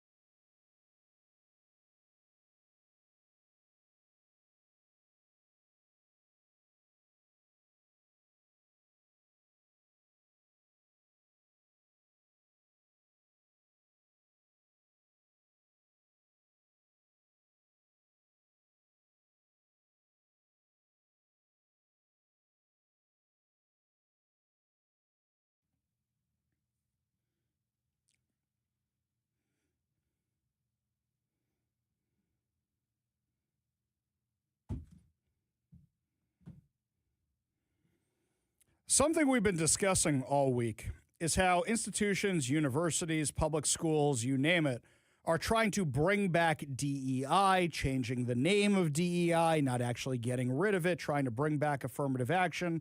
Well, now we actually have proof that University of Washington has been doing this. This is an older recording from last year. And I knew it was an older recording when somebody sent it to me because Anamari Hoochie is in the video, the former president of University of Washington. And this is a faculty meeting, whoever's having this discussion. And one of their staff members is actually talking about trying to bring back affirmative action, which by the Supreme Court was ruled discriminatory. In fact, I wouldn't be surprised if this meeting was directly as a result of that court ruling. But I want you to go before me, all of you, if you have something. AB? Hi, everybody. Abraham Flaxman, Department of Health Metric Sciences. I would like to use this opportunity to sort of test an idea that has crossed my desk recently and see if people would like a Class C resolution about it. The topic, for me, really falls under the kind of umbrella of how can we increase diversity among our students with all of the rules and regulations that prevent us from using traditional affirmative action methods. Stop right there. The rules and regulations. Oh, you mean the Constitution and the law? How can we work around that? Please continue. And I've met some students that I think have come up with a way around this. Communist students. This was one of the guys who was hanging out inside the Gaza encampment. Which is to provide tuition for Native American and Alaskan Native students. Because this group is a political class and not a racial ethnic class, it does not fall afoul of the federal or state laws that prohibit us from having affirmative action based on, say, race or ethnicity. And my understanding is that actually Washington State University is already doing this. The students who've been crafting this legislation have come up with ways to do it that are really intentional about saying, this is not something that's going to take resources away from anything that is in play. It's something that we want to make sort of the state provide more resources for. And I would like to sort of circulate the draft of the legislation and solicit feedback from it in preparation for maybe bringing this as a Class C at our next meeting. And I can also share it now if people want to have a quick look at it while we're together. Sounds to me like he's working on going against a Supreme Court ruling or finding ways around a Supreme Court ruling or using this thing for the Native American community to open the doorway to other communities. I have this question here about anybody paging the Department of Justice. Maybe their Civil Rights Division, where you are literally saying, hey, hang on a second, we want to discriminate based on race. You know what I noticed is that a whole bunch of people on that thing, they're all a bunch of white people on there. There's one Native American guy sitting there. You can tell he is, and I'm waiting for his comments on all this. I didn't get to hear it in the recording. I really like to know his thoughts on all this. We go to the Warrior Injury Law Studio line, take a call from our frenemy, Bennett the protester. Bennett, what's up, man? Hey, again, it's kind of a serious thing. You were talking about the Michigan shooting and the shooter Ghazali, about how, CBS have reported apparently been driven to grief by the fact that, two of his brothers have been killed in an Israeli drone strike. And you mentioned, apparently correctly, that they were part of a Hezbollah rocket unit. Yeah. So the same CBS story that I was reading from, next paragraph, it says, Ghazali's sister-in-law was wounded in the strike, and two young children of one of his brothers and sister-in-law were also killed. Yes. So, okay. I mean, I'm just saying that is relevant. If you're going to go to the Bennett, I'll tell you why I disagree with you. I'll tell you why I disagree with you. You ready for this? Okay. What do we do when we send people into combat? Do we send their families with them? I never liked this about Star Trek. Do you watch Star Trek, Bennett? Yeah, I mean, I'm not the new.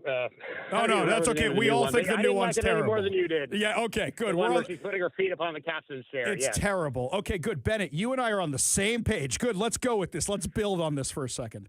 I never liked that there were kids on the Enterprise D. I never liked that. And the reason I never like that, I know you're trying to be space explorers, but you're going to run into the Romulans eventually, right? I know you got peace with the Klingons, but how many times you're going to fight the Borg? You're going to take a bunch of kids to go fight the Borg? I mean, that doesn't sound very evolved to me. I know it sucks being away from your family, but the families live back on the bases here in America or near the bases. They don't go to Iraq or Afghanistan with their spouses. So for me, I got an issue with the fact that if these guys are actively working on being the rocket launchers for Hezbollah, and they know that Israel will go after the terrorists and then they go home to their families at night, they do that purposely to put them in the line of fire.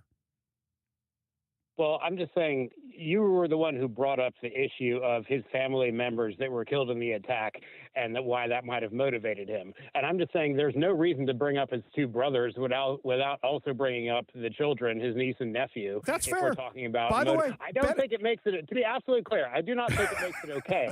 But if we're talking about, what were, why he was driven to grief, there's lots of people who come forward and said they knew him before this happened, and he was a nice-ish, normal person before his family was killed by Israel, and then something inside him snapped. Well, hang on a second. You don't know what your Bennett, do you have any siblings? Half brother and half sister. Half brother, half sister. You don't have to give me the full detail. We don't need to out them on the show. But you know what they do for a living. Around here. Okay, you know what they do for a living, right? They're much younger. My dad got remarried, so. Oh, you have Bennett, computers. Bennett, we're building on the similarities here. You know, I have brothers and sisters who are the same age as my kids. Okay, if I had kids, my half brother and half sister would probably be about the same age as my kids. Okay, but you get the point I'm making here. What I'm saying is that you know what they're up to. You know where they're in school. You know what they do. You know what their interests are, right? You think this guy didn't know his brothers were working for Hezbollah?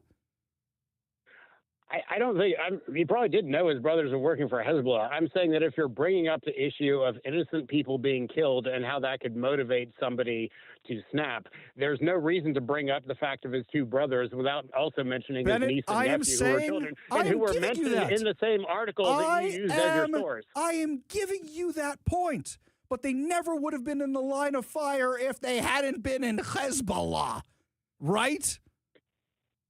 I mean, I think both sides engage in a bit of, we have to retaliate, and if some innocents get caught. No, Bennett, hang on 1 second here, okay? When those rockets launch from Hezbollah, from Hamas, what are they targeting? Are they ever targeting military locations? Ever? I understand Israel says they don't target civilians, but if you do something that you know with 100% probability will kill, well, hang on a second, Bennett. I don't think it morally makes any difference if you had their names written down. We got to stop you here, okay? First of all, they drop leaflets. They warn everybody that they're coming. That's what they do. They send loudspeakers through the street. They do that, and these guys still choose to hide behind them. They build their bases under hospitals. They launch rockets out of schools. But worse than that, when these guys from Hezbollah are launching rockets, or these guys from Hamas are launching rockets, they're not sophisticated. They don't have targeting computers on them. They're basically one step above fireworks, but they have a lot more dynamite in them. And what happens is they go wherever they go, and they just keep launching them. So they don't care if they go near civilian populations. Like, for example, my son in Jerusalem is right now in a bomb shelter anytime those sirens go off because he's right near the Dome of the Rock, and they're launching them at the Dome of the Rock. If they cared so much about casualties, they wouldn't be targeting their own sites. Okay, you said on Twitter we should drop a nuclear bomb on Gaza and presumably kill about 2 million innocent people. Yeah. Which apparently you still think is funny. Okay. I still think I'm pretty funny on social media. I still find myself very entertaining. Bennett, I am glad that you and I agree on so few things, but that we can still agree that Star Trek, that the original one was good, that the next generation was good, and that the new one sucks, right? Okay, well, I have a Star Trek confession to make. My name is Bennett, and I'm addicted to episodes featuring the omnipotent alien played by John D. Lancey. It's Ari. Yeah. It's a QAnon Oh, I have a meme I have to send you. I will find it. It's actually one that attacks us Republican types. You'll like it. I have to remember to send it to you. Adding it to my list of homework. Bennett, appreciate the call. Appreciate you being part of the show. You want to be part of the show, give us a call or text at 206-421-5757. That's 206-421-5757. Up next, Brandy Cruz will be joining us to talk about our press pass case, but also this income tax insanity and what's in store for you and what's in store for Washington State. You're listening to the Ari Hoffman Show on Talk Radio 570 KVI.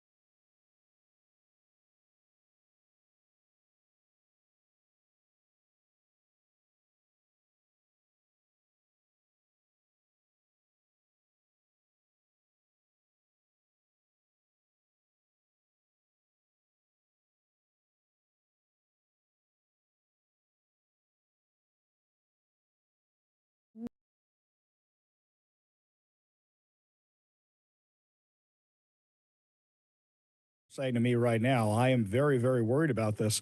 And a lot of people are talking about re-domiciling elsewhere, but basically, if you don't get it done before 2027, you're in big, big trouble. And wouldn't it be nice if there were journalists who were actually covering all this from that perspective? But I don't see a lot of them doing it aside from us. And then just before we let you go, Brandy, there's so much going on in the legislature, but the absolute hypocrisy to me is them wanting to roll back the estate taxes, the income tax, which just drives me up the wall. So you're acknowledging that this thing doesn't work, and now people are moving out of state because they don't want to die here and lose all their money because they can't leave it to their kids. But you're okay with all the businesses leaving? This makes no sense to me at all. Yeah, I mean, apply the same logic, Democrats, that you're using to roll back the estate tax to the millionaire's tax. Apply the same logic to the capital gains tax. And I also think, as much as people say that Howard Schultz is moving to Florida over the income tax, I think a lot of that probably does have to do with where the estate tax went to. You know, he's not getting any younger, and he's thinking, I've got all this wealth in Washington state. And even with the rollback, we have one of the higher estate taxes in the country, and they don't have such a tax in Florida. So he doesn't have to give, 25 to 35% of what he's earned over his life over to the government because he died. So there's just a lot of factors in place. And yeah, I mean, if they have a brain, they would say what happened with the estate tax happened for a reason. So let's not go down the same path with the millionaire's tax, income tax. Just before we let you go, gut feeling, do you think they're going to a special session for all the stuff that they didn't get done? Or you think they're not actually going to try and do that? I don't know. I hate to predict it. I would say probably not, but we'll see. I mean, if they do, we can revisit our press pass issue. But I don't know. I think 50-50. It would be a short one. It would be a short one if they do it. Yeah, a day or two, probably, something like that, just to get done their radical agenda. Brandy Cruz, host of the Undivided podcast, which you should subscribe to because she's a real journalist who's got actual awards and brings you the stories that nobody else will. And you should give up your subscription to the Seattle Times right now because it is better spent on Brandy. My stuff is free.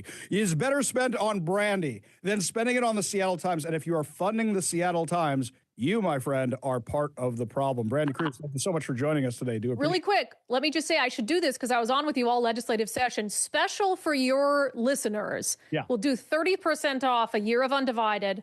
Just use the promo code Hoffman. Type in the promo code Hoffman. And we'll run it for a week starting today. So there you go. Go to undividedpod.com, promo code Hoffman. We are going to put that up right at the bottom of this little interview. I love it. Online. We're putting that thing right up there. Brandy Cruz, thank you so much for joining us. Really do appreciate it. Thanks, friend. We got a whole lot more to discuss as the show continues. You're listening to the Ari Hoffman Show on Talk Radio 570 KVI.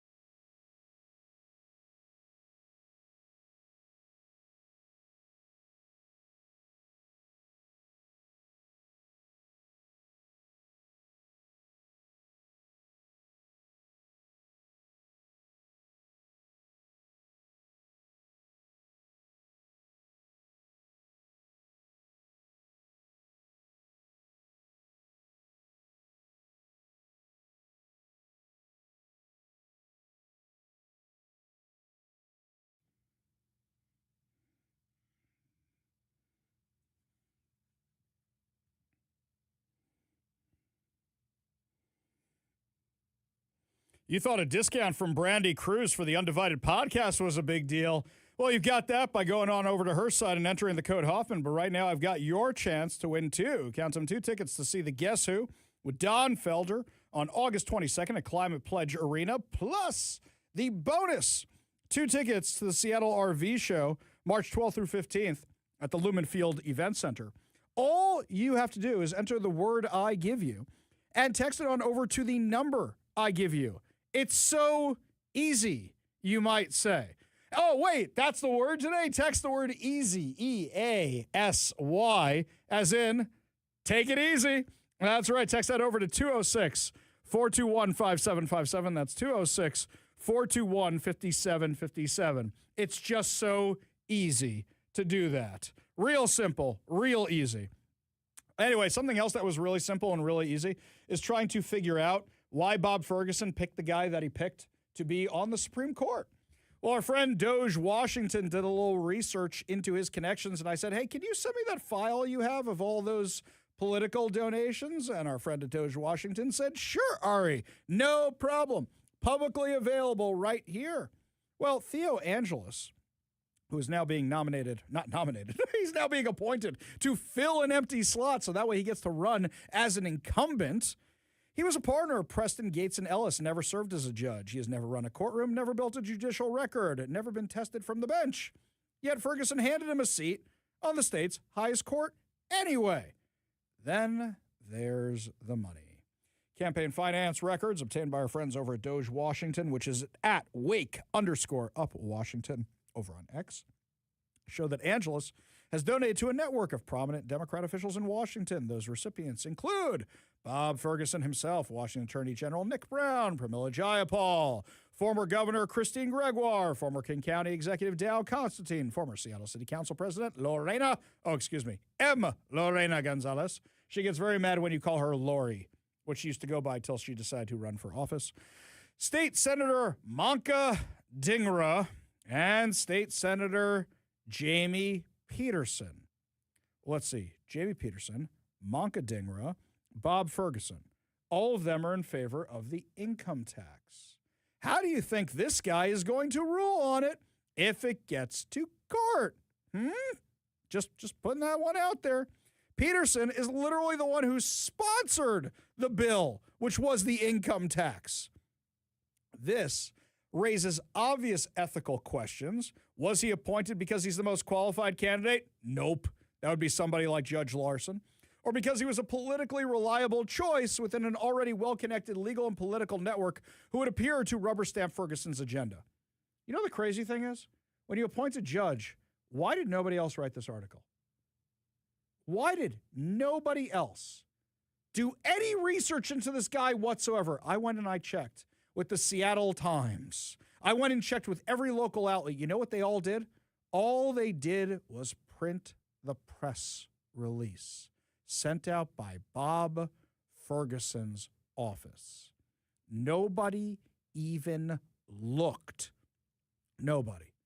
Our friend Doge Washington did this research. I really want to thank them. But you would think somebody would bring this up.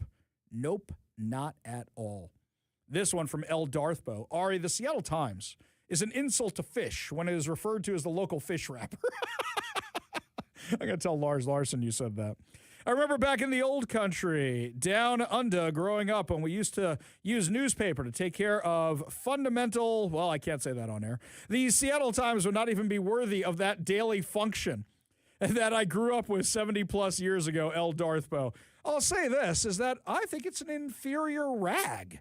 I don't even think it's good for cleaning up anything on the floor of the garage. This one here from the 360. Ari, how are we ever going to win any seats with a 30% voter turnout? People need to get off their duff and quit complaining and make a vote that counts. Yeah, how many people stayed home after the semi-bird insanity? How many people stayed home in any of the recent elections? How many people say to me, Ari, wait, we need to get an initiative to repeal the Climate Commitment Act? And I almost throw my Surface through a wall. I was so mad about that. Guys, you got to get involved. And you know what that comes down to? Voter registration. So here's a basic thing. Let me put this one out there as an out-of-the-box thinking. Anybody here have anything to do with the Mennonite community out in Wenatchee and Eastern Washington? Anybody? Do they vote? I have no idea. Scott Pressler saw the Amish out in Pennsylvania. And he said, I wonder if they're voting. And he handed Pennsylvania to Donald Trump through the Amish. What other underserved communities are out there in Washington that aren't involved in the electoral process? And that these things are going to affect them as well because they make an income too. If you want to beat the Democrats, you make it all about the income tax, nothing else. And here's your answer. When somebody says to you, Ari, Donald Trump this or Donald Trump that, or you're a candidate running for office, Donald Trump this, Donald Trump that, you say, Donald Trump didn't just put an income tax on everybody in Washington.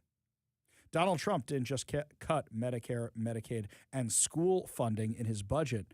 Bob Ferguson, the Democrats do that.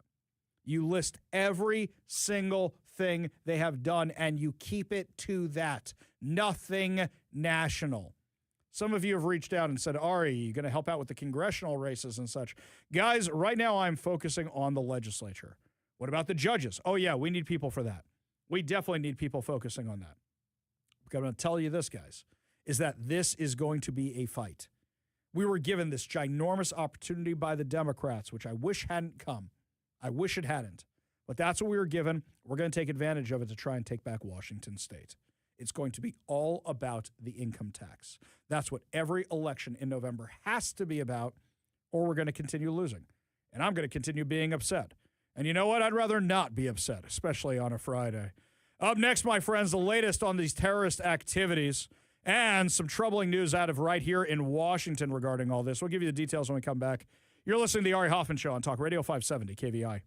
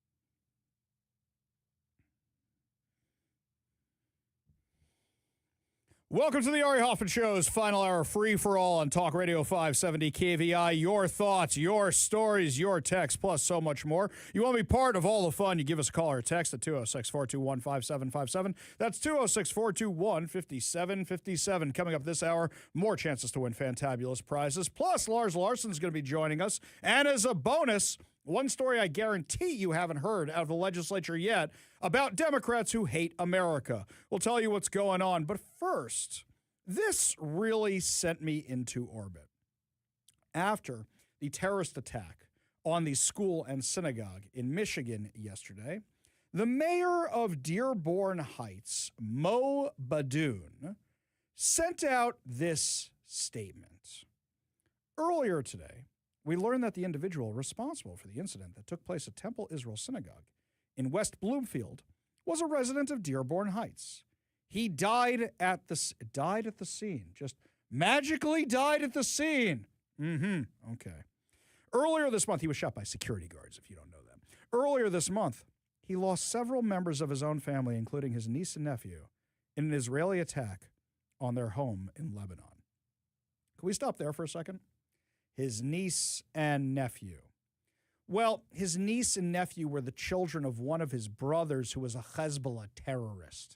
His other brother was a Hezbollah terrorist too, and they were both taken out in an Israeli airstrike. The reason his niece and nephew are dead is because his brothers were terrorists. Let's go through the options you have. Hey, Mohammed, I know that you're doing your Hezbollah stuff, but how about sending the kids to live with me while you're doing you could do your Hezbollah stuff. You go be the best member of Hezbollah you can be. But how about you send the kids to live with me here in the U.S.? Or how about I come there? How about I come there and I'll take your kids. We'll go somewhere else. Lebanon's a big country. We'll go find somewhere else to be that, isn't a Hezbollah hotspot. If something, God forbid, was going on with my family, of course you do whatever you can to help them out. You're making this the reason? You're making this the excuse? Okay, let's follow your logic. Let's follow that for a second. I know people who lost their relatives on October 7th. Has anybody gone to shoot up a mosque? No, of course not. Not a single attack of retaliation. Also, this guy's mad. Let's go find the nearest Jews. Hey, you want to be mad? Go join Hezbollah. Go get inspired. Go join. I'm not encouraging anybody to join a terrorist group, to be clear, for anybody who's going to clip this later and try and make me look bad. But you want to do that? Go join Hezbollah. You'll probably meet the same end as your brothers. Oh, wait, you kind of did, right? Instead, you go, where's the nearest Jews who had nothing to do with this whatsoever? About almost 20 years ago now at this point, there was a shooting at the Jewish Federation of Greater Seattle, which was in downtown Seattle.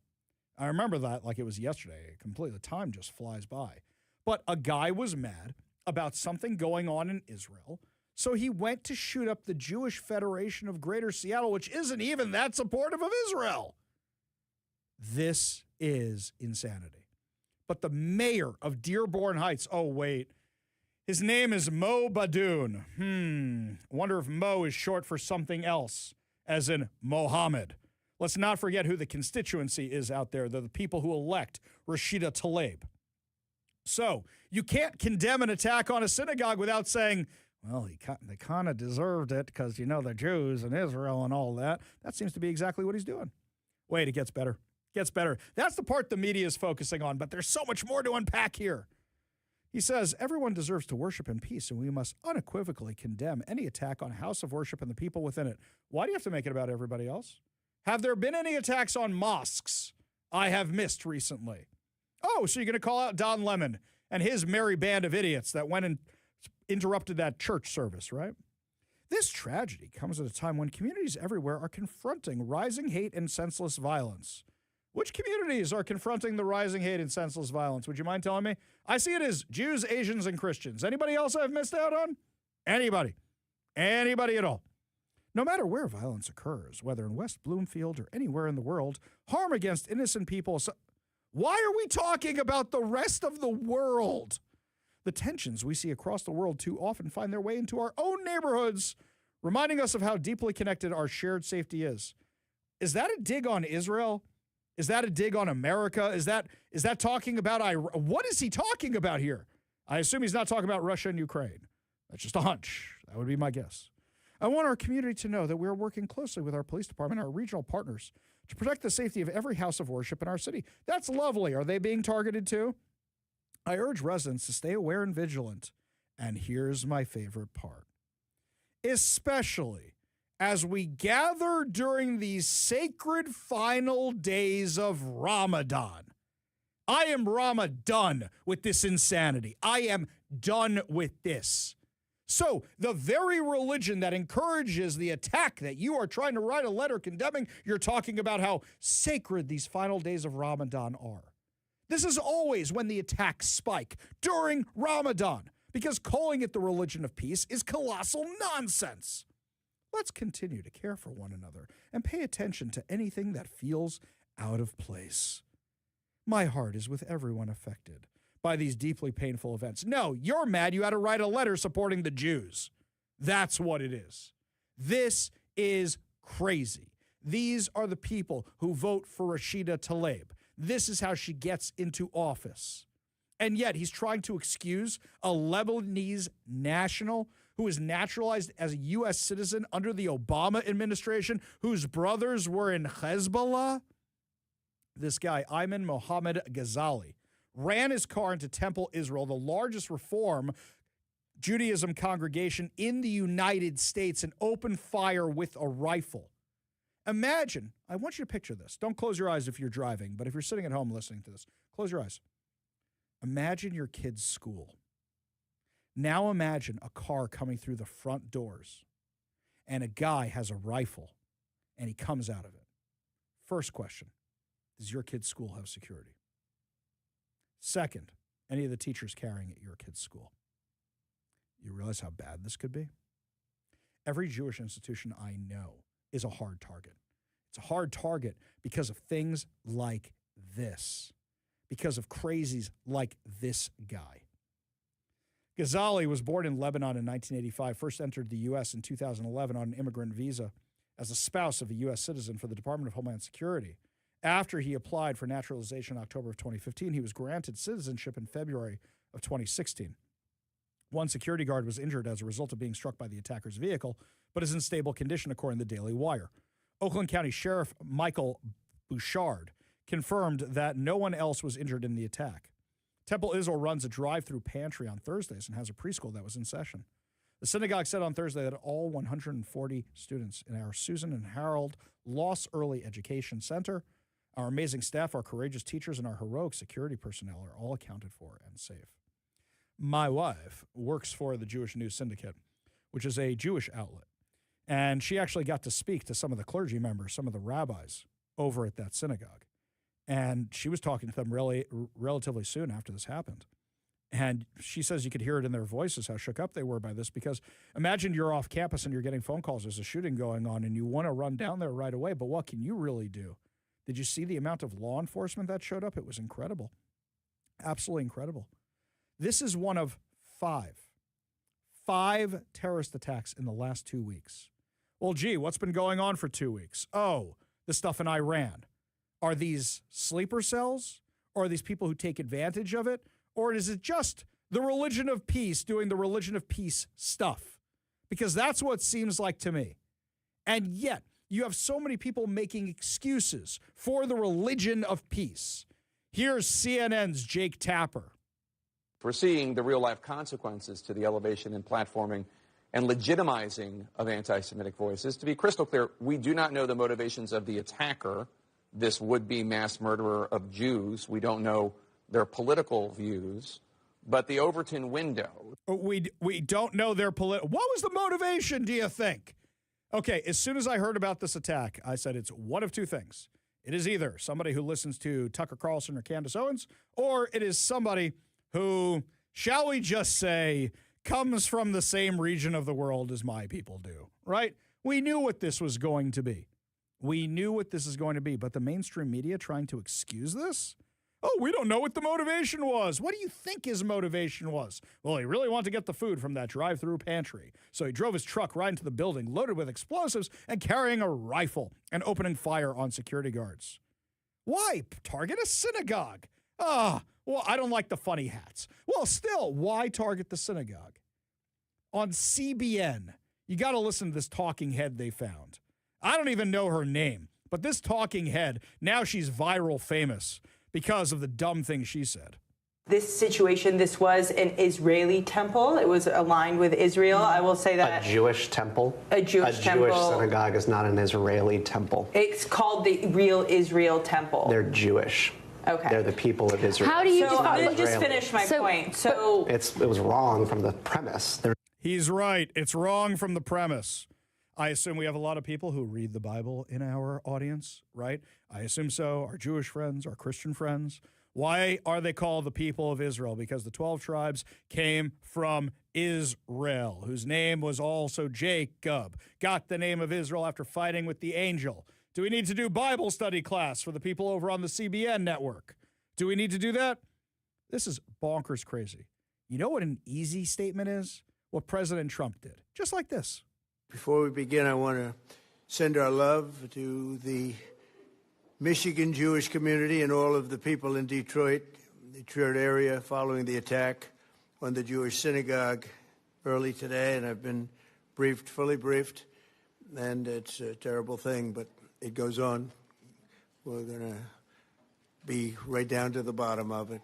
It's absolutely incredible that things like this happen. That's it.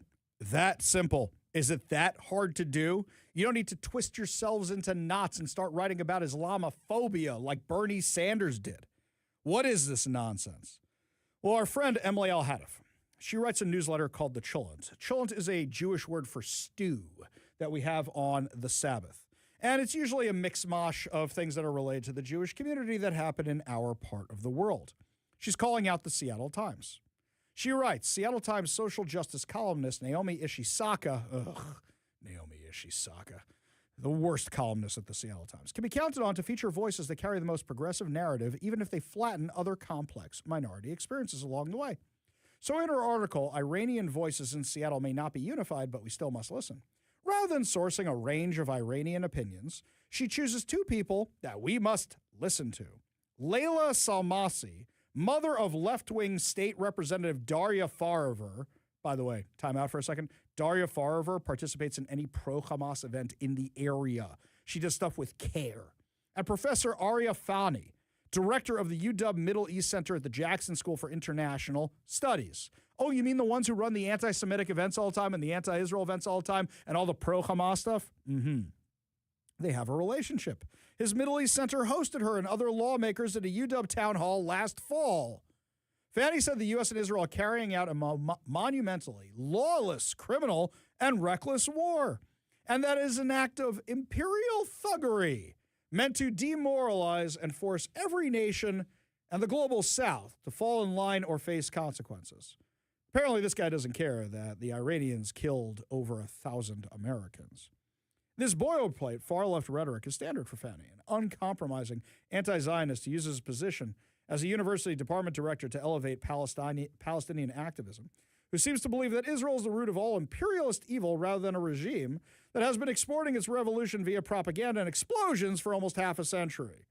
It's not that the Islamic regime isn't bad, he says. It's just that Trump and Israel are worse, and Iranians need to determine their own future without intervention somehow. You can count on any Seattle Times article about Iran to call him up and get his expert opinion. This is who the Seattle Times reaches out to. Cancel your subscriptions. They do not deserve your money at all. At all. Also, half their paper is national outlets. Washington Post, New York Times, whoever, Associated Press. They didn't even send reporters to cover the story with me, Brandy, and Jonathan Cho in federal court, which is a huge First Amendment implications case. Instead, they took the article from the Associated Press. Cancel your subscriptions to the Seattle Times. They don't deserve it. But also, they're now running cover for the people that are pro the Ayatollah? Are you kidding me with this? Can you imagine? If somebody said, yeah, I really like that Grand Dragon of the KKK. Really good guy. He was just misunderstood. He was just going into Manhattan for a day of fun, right? That's basically what they're doing. But for some reason, it's okay when it comes to the religion of peace. We go to the Warrior Injury Law studio line, take a call from Gerald. Gerald, what's up? Yeah, the new Supreme Court guy from the law firm with the Gates name in it. Yes. Just wondering, is that the one Bill Gates Sr. belonged to, who was so hot on getting an income tax several years ago, which would mean they've been thinking about it for a while? That is a great, great question. Hang on. I am jotting this down. And Gerald, I will find out for you. I would assume a name like Gates, it probably is because it's a high-profile law firm. I will find out for you. Everybody mentions it so fast, but then the Gates is at something Gates something.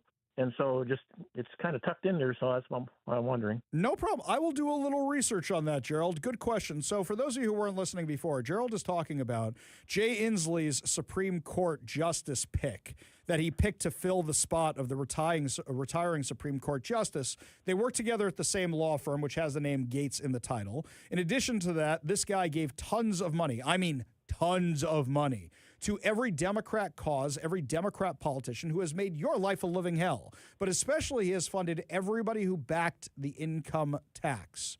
Gerald, great question. I will look into it and get back to you, okay?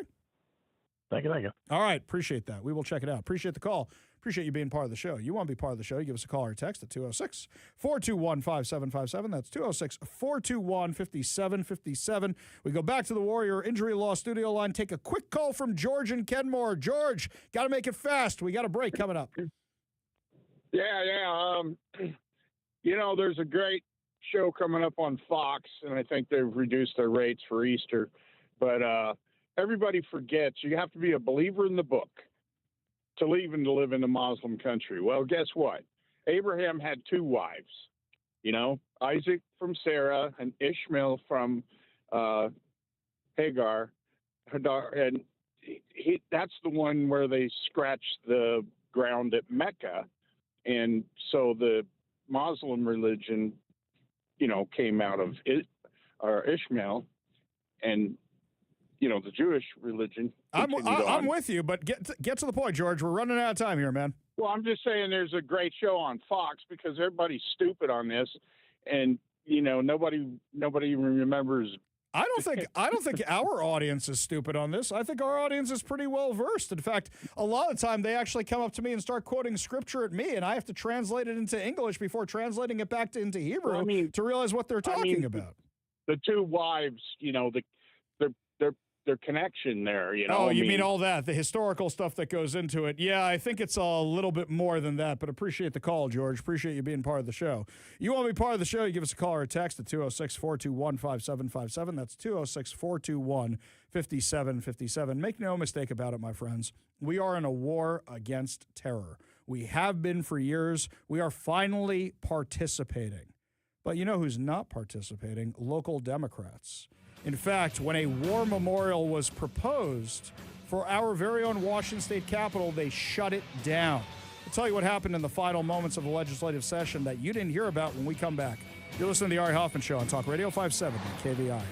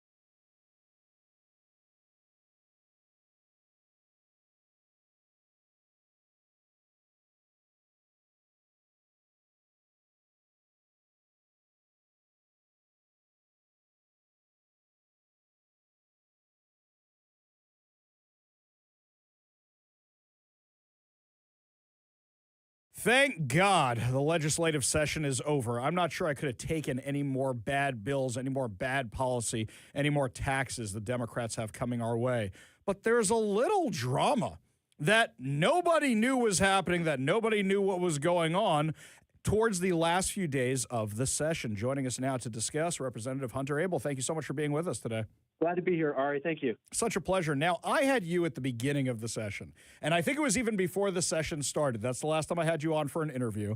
And the discussion was you had this war memorial for the war on terror that was going to go on the Capitol campus. And we said, who'd be crazy enough to vote against this? Come on, it's for soldiers, right? Well, turns out that's exactly what happened. That's exactly the flavor of crazy that we have in Olympia these days. You're right. This was House Bill 2514. It was a bill to establish a war memorial for the between 150 and just shy of 300 Washingtonians who lost their lives in the wars in Iraq and Afghanistan as part of the war on terror. And Ari, I think when you and I spoke last time, I said it's one of the most bipartisan bills in the legislature. It had 17 sponsors or co-sponsors. And the veterans community, of course, is very much in support of it. And, of course, a lot of the grieving family members from around Washington state here who lost service members in Iraq and Afghanistan were very much in favor of it. I was hoping it was going to be an easy glide path to passage and getting to the governor's desk. Turns out not so much. Okay, why is that? Who's standing in the way of this thing? Well, this was fascinating, Ari. So we go through the committee process, and that bill ended up going through two committees that are controlled by the Democrats, and it got a lot of support in both committees. And then it started slowing down as it came time to come to the floor, and I couldn't really figure out what was going on. And I started talking with some of the folks on the other side of the aisle, and I heard a couple of things, and they were kind of sheepish in talking about this. They said, well, some members of our caucus don't understand the term global war on terror. They think you're making an editorial comment about what that war was involving. And I was kind of flabbergasted because I had to explain to them, that's the actual title of the conflicts in Iraq and Afghanistan. That's what the federal government has called it in law for 20 years. And so, there was kind of this dawning realization with some of them that both Democrat and Republican administrations have called it this for over 20 years now at this point. And that seemed to make progress with some of them. And they went back to their caucus, and then they came back, and I found out what the real problem was. The real problem was the conflict with Iran and ongoing tensions between Israel and, Palestinians, conflict there in the Middle East. And they just didn't like it. Wait a second. Wait, hang on. Hang on. I got to stop you for a second there. I gotta drill down on this a little bit. Yeah. So, what does Israel and Gaza have anything whatsoever to do with this? Because last I checked, we're talking about the Americans who gave their lives fighting terror overseas around the world in the global war on terror. What does Israel and Gaza have anything to do with this? Absolutely nothing other than being the same general geographic part of the planet. Nothing at all. I couldn't believe it. I was really astonished and went back and forth saying these are completely different things. This would be like opposing the Vietnam Wall Memorial in D.C. because you have problems about, like running guns in Central America or something like that, and completely unrelated issues. And so, we went back and forth on that, and there was just no budging them. And adding insult to injury, the issue about Iran is that Iran, as you know, was actively involved in attacking U.S. service members during the war in Iraq. And so there was some overlap there, but to the extent there's overlap, I would say it makes it more important to pass the war memorial. But the Israel-Palestinian thing, there was just no relationship at all, and I thought it was very telling that they would come out of completely left field with some unrelated issue in order to tank the bill. Let's back up a second, Representative. I'm sure that if we went through the over 1,000 people who were killed by Iran who are Americans, we would find somebody from Washington State. In fact, we'd probably find more than one from Washington State, sadly enough. And Iran has been at war with us for 47 years, whether or not we've been at war with them. So they don't think those people deserve a memorial as well? Well, apparently not. And, the thing is that the amazing thing about this is that we're talking about service members from all over the state of Washington, including a lot of constituents from Democrat districts. That was part of what I was trying to emphasize to the other side, is that, look, this isn't just service members from out in Northeast Washington, where I'm from, conservative, God-fearing country. This is also a lot of young people of color who signed up in the military right out of high school from Seattle and Tacoma and, want to go out and serve their country, and they died in these conflicts overseas. Let's build a war memorial to them, just like we did for the service members from Washington who died in World War I, World War II, Korea, and Vietnam. And I was maybe naively thinking that would carry the day and that surely we'd be able to get this through, hopefully unanimously. But, for the other side, apparently whatever is going on in their mind with regard to the Israel-Palestinian issue, as well as kind of linking it to the current issues with Iran, was enough for them to say, no, we're not going to allow it to pass. And I was amazed. That's insane. We're talking with Representative Hunter Abel about the war memorial that was supposed to be going on the U.S. Capitol, but apparently now Democrats have stopped it. So last time I checked, there were 2 members of the Democrat caucus that are big anti-Israel types, big anti-America intervening in Iran. Representative Farvar and Yasmin Trudeau. Were they involved in this mess? Well, the senator was not involved in this, to my knowledge. She's over in the other chamber. In the House, I don't know. This might be like Murder on the Orient Express. It may have been everybody had a role in killing this bill among the Democrats. Yeah. There were a lot of people who were involved in this. I will say, Ari, I noticed a generational divide among the Democrats. The older, more senior Democrats who were alive and doing things on 9/11 instantly got the importance of this war memorial and were very good to work with. It was the younger socialist Democrats that said, hell no.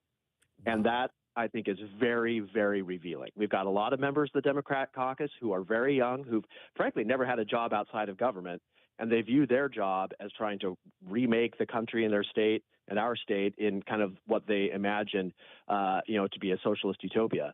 And so that seemed to be the problem. And at least, for this session, there was no getting over it.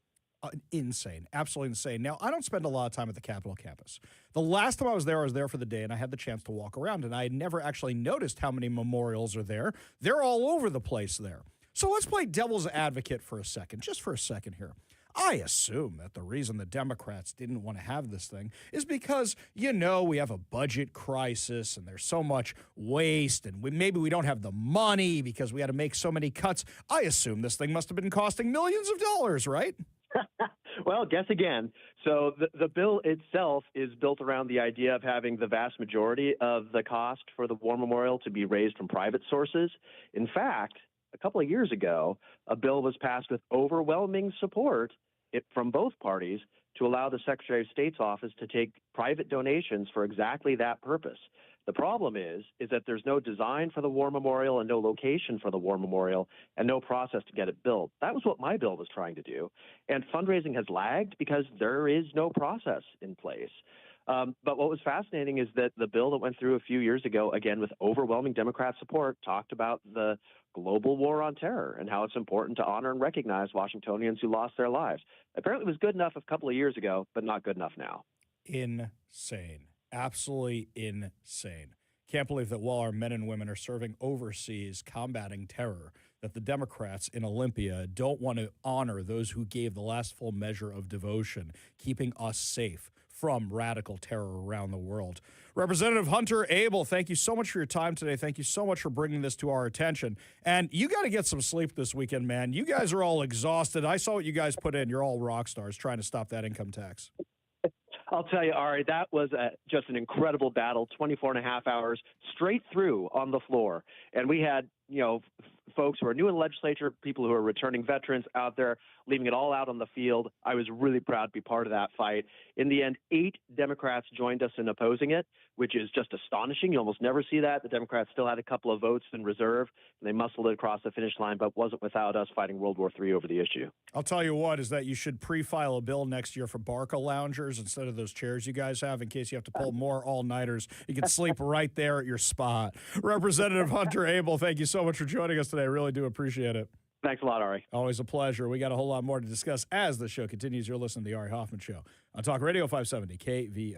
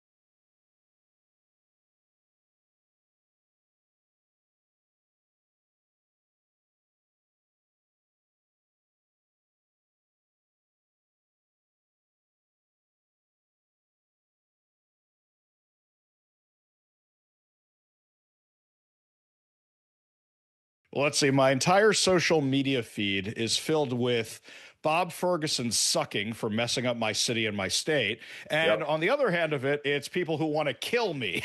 So joining us now to discuss, my friend Lars Larson, whose show you can catch every single weekday from 12 to 3 right here on Talk Radio 570 KVI. Lars, as I understand it, you had a connection between the guy over at Old Dominion who was shooting over there and our branch of the world. Yeah, because the guy who shot a former service member who was teaching an ROTC class at Old Dominion University, it turns out very quickly we learned that he had been convicted of providing material support to ISIS. Now, that's a crime in the United States. In fact, it's a crime no matter what kind of support you give. I've asked attorneys before, well, what if some do-gooder group in America wants to make up first aid kits and send them over to, some organization that's a terrorist organization? They said any material support. So this guy was convicted of it. He was sentenced to 11 years in federal prison in 2017. Now, if your math is like my math, you say, well, 2017 plus 11 years, he should be in for a couple more years till 2028. No, he got out in 2024. Now, I would point out he was convicted in 17. That would be during President Donald Trump's tenure, and he was convicted by the federal DOJ, which was under Trump. When he was released in 24, which DOJ and which Department of Prisons was he under? That would be Joe Biden. And here's the tie to the Northwest. A really, truly awful bureaucrat named Colette Peters, whose previous job was running the Department of Corrections for the state of Oregon, which also let a lot of people go.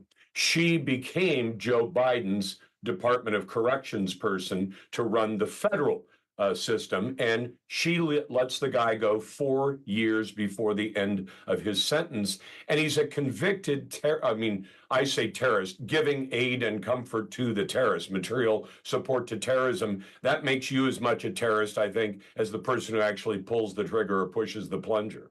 Yeah, I would completely agree, by the way. Also, it's not, what they're going to do with the support you're giving them. Look, if I give support to a synagogue, I know what they're going to do with it. If I give it to a homeless organization, I know what they're going to do with it. If you give it to ISIS, what do you think they're going to do with it? And Lars, I think the most material support that ISIS or any terrorist organization is getting these days is from the mainstream media, be it the New York Times, be it CNN. And people talk about how DEI is dead. No, it's clearly baked into the cake. They're just waiting till Democrats back in office again.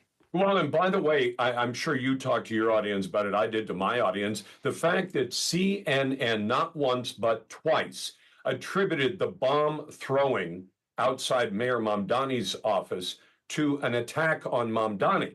And it was not an attack on Mamdani. It was an attack on the critics of Mamdani is the easiest way to understand it. So Mamdani, Muslim mayor and communist mayor of New York City, he is heading up New York City. I think he's making a mess of it. But that was the choice of voters, mostly people not born in New York City. And so people show up to say, we don't want New York City to be taken over by Islam, which I think people say, well, that's a crazy fear. No, it's not.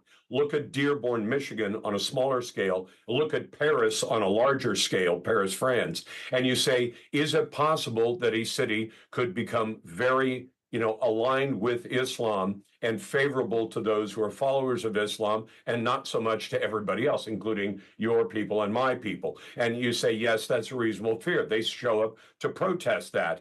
And two jihadis show up from Pennsylvania and throw a bomb. And did you see the line that CNN originally wrote about those two? About those two? Yeah, weren't they just wayward youth who were going into the city for a day of fun? Or was that the New York Times? It said the two teenagers, well, they were 18 and 19, so technically they're teenagers. I would call them young men, because at 18 and 19, you're a young man. But if you want to soften it, you call them teenagers. You say they could have been heading into New York for a day of fun and excitement and all that, but it all changed as though this happened to them. No, they happened to New York City. They, one of them at least, brought bombs. Both of them threw the bombs. And you say, so you want to characterize this as an attack on Mayor Mamdani? So a couple of young Japanese men just decide for a day of fun out of Pearl Harbor, right? Are we doing that? Or maybe just a couple of Saudi Arabian men just wanted a day out in New York City. You know, they just want to fly over there and see what's going. I mean, come on. Some things happen to some people, Ari. You remember who said that. Right. Some things happen to some people. Now, I don't know if you saw this, Lars, because it just happened. There was actually a third incident on CNN of this, which was Anna Navarro, who did the exact same thing again. I think this is baked into the cake. This is who they are, right? I don't think this changes anything. They're looking for every excuse they can. I don't know if you saw, was it the mayor or the county commissioner of Dearborn, Michigan, who was excusing the attack, saying that the reason the synagogue was attacked is because the guy has relatives, and which we haven't confirmed yet, that died in an Israeli airstrike. Now, do you know anybody from October 7th who then went hunting Arabs or Palestinians anywhere, but yet this is the excuse they're giving because, oh, well, we have to find an excuse for the terrorist? No, and in fact, making excuses like that would be like, you know, when you have a situation in America and something bad happens, then we should say it's excusable when members of the family of the person to whom the bad things happen go out and start hunting people from a group that has one tie to that, and that is religion. It's religious faith, no other tie. So how do you justify that at all?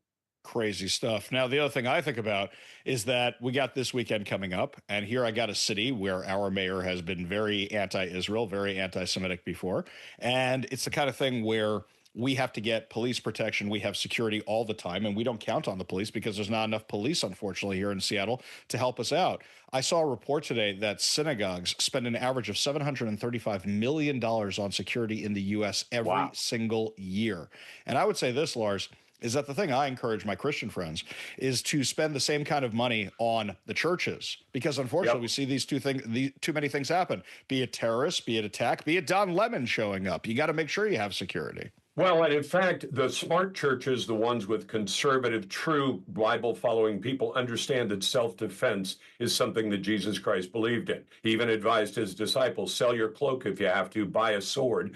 Bad times are coming. Now, did he say, do that to defend me? No. But he said, you have a right of self-defense. I mean, I've had that challenge from so many listeners over the years. I finally wrote up a long essay about why the book actually supports the idea of self-defense. And they say, well, Jesus was about peace. He was also about fighting battles and about making sure that you don't end up dead. He didn't want people defending him because he was going to make his own sacrifice, but enough theology. Point is, smart Christian churches with conservatives in them have people armed who, whether they're called security guards or they're just parishioners, they're there and they're ready to respond.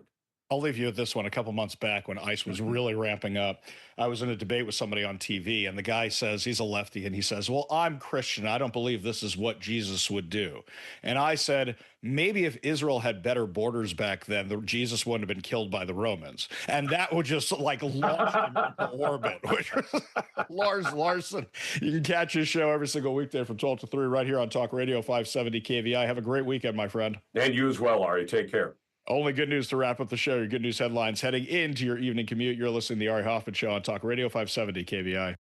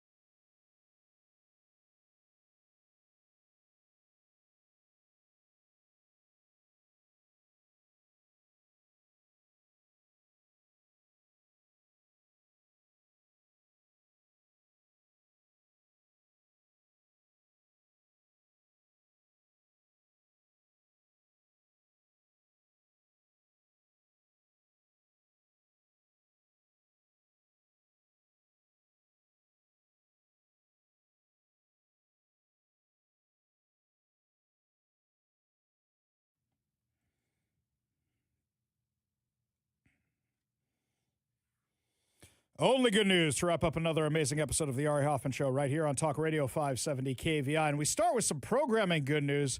I am thrilled to be live 3 hours on Fridays again. That's right. The short Fridays are over for me. I am here through, what is it, like November or something? All 3 hours, all live. It's fantastic. I don't like doing the pre-recorded shows. Well, let's not say all live, because sometimes we have recordings of like guests interviews or here and there, whatever, but you are in the studio. You are playing this here, and if you need to interrupt anything because of breaking news, you can jump in. Exactly. You can change stuff, but yeah. This is my favorite time of year also because in a week or two, I don't have to keep rushing home. I can go home. Yeah. I can have an old-fashioned out on the deck. I'm not having anything on the deck tonight because it's cold and snowy and nasty, but really looking forward to that. This is my favorite time of year. So, yeah, good news there. I will say also regarding the snowstorm, it was a nice surprise. I don't get inconvenienced by snow. Who around here doesn't have a four-wheel drive? Everybody's got one in the family, right? No. No? You don't have one in the family? There's just two of us. We don't have, and it doesn't snow enough, and we don't go and do any sort of like camping Outdoorsy or stuff. Outdoorsy stuff. Yeah. If I need to, I can make it to the light rail. Okay. And I know you don't like that. No.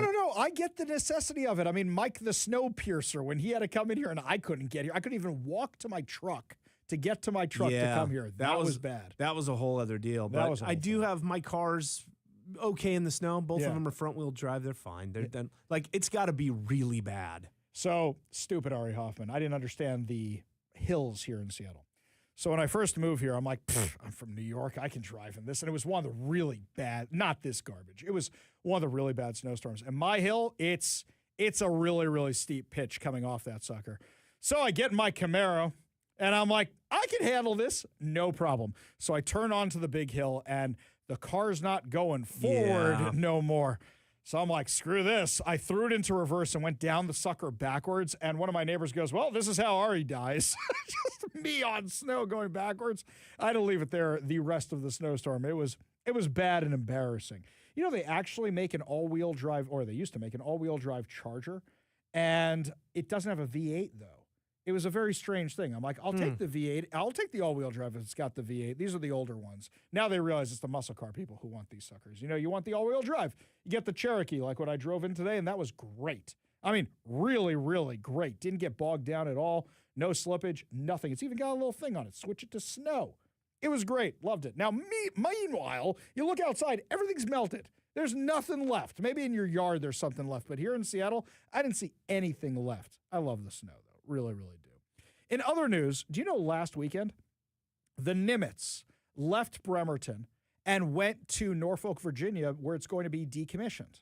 The Nimitz is 50-plus years they've been using that sucker, the first of its class. Of course, it's been around since 1975. Well, one of the reporters, the meteorologist over at Cairo 7, actually went on the ship because he served on the ship. So he went on over there to check it out. Give a listen to this report. The USS Nimitz departed from Puget Sound for the last time Saturday morning, starting her final voyage. Water cannons fired to mark its farewell to the 51-year-old aircraft carrier. It left its port in Bremerton to be decommissioned in Virginia. The Nimitz is the Navy's oldest aircraft carrier and the first of its kind. Naval Base Kitsap Bremerton could see a new aircraft carrier stationed there by the year 2029. So that's Cairo 7 meteorologist Robert Van Winkle, and apparently he served on it, right? That's not him. Oh, that's not them him. introducing. I should clarify because you sliced and diced this for me. Let's let everybody know how the sausage is made here. It's a cool report, and by the way, it's a two-parter. Yes. But yes, the meteorologist over at Cairo TV, apparently he was stationed on the ship, and he would do.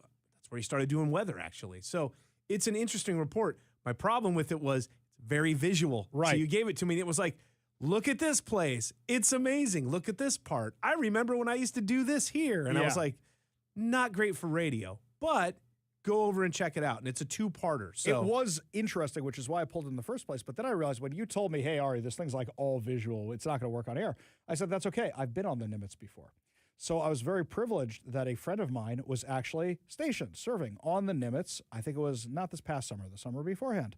And he said, Ari, it's in port in Bremerton. Why don't you come out for the day and I'll show you around? Now, I've been on the Intrepid and I've been on some of these other ships, but I've never been on one that was still active in the military, or an aircraft carrier that's still active in the military.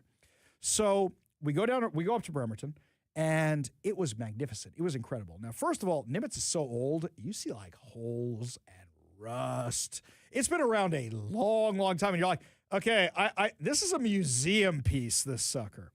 There was something interesting, was that we go into the mess hall, and he said to me, take off your hat, because I'm wearing a baseball hat or something. He goes, take off your hat. I go, why?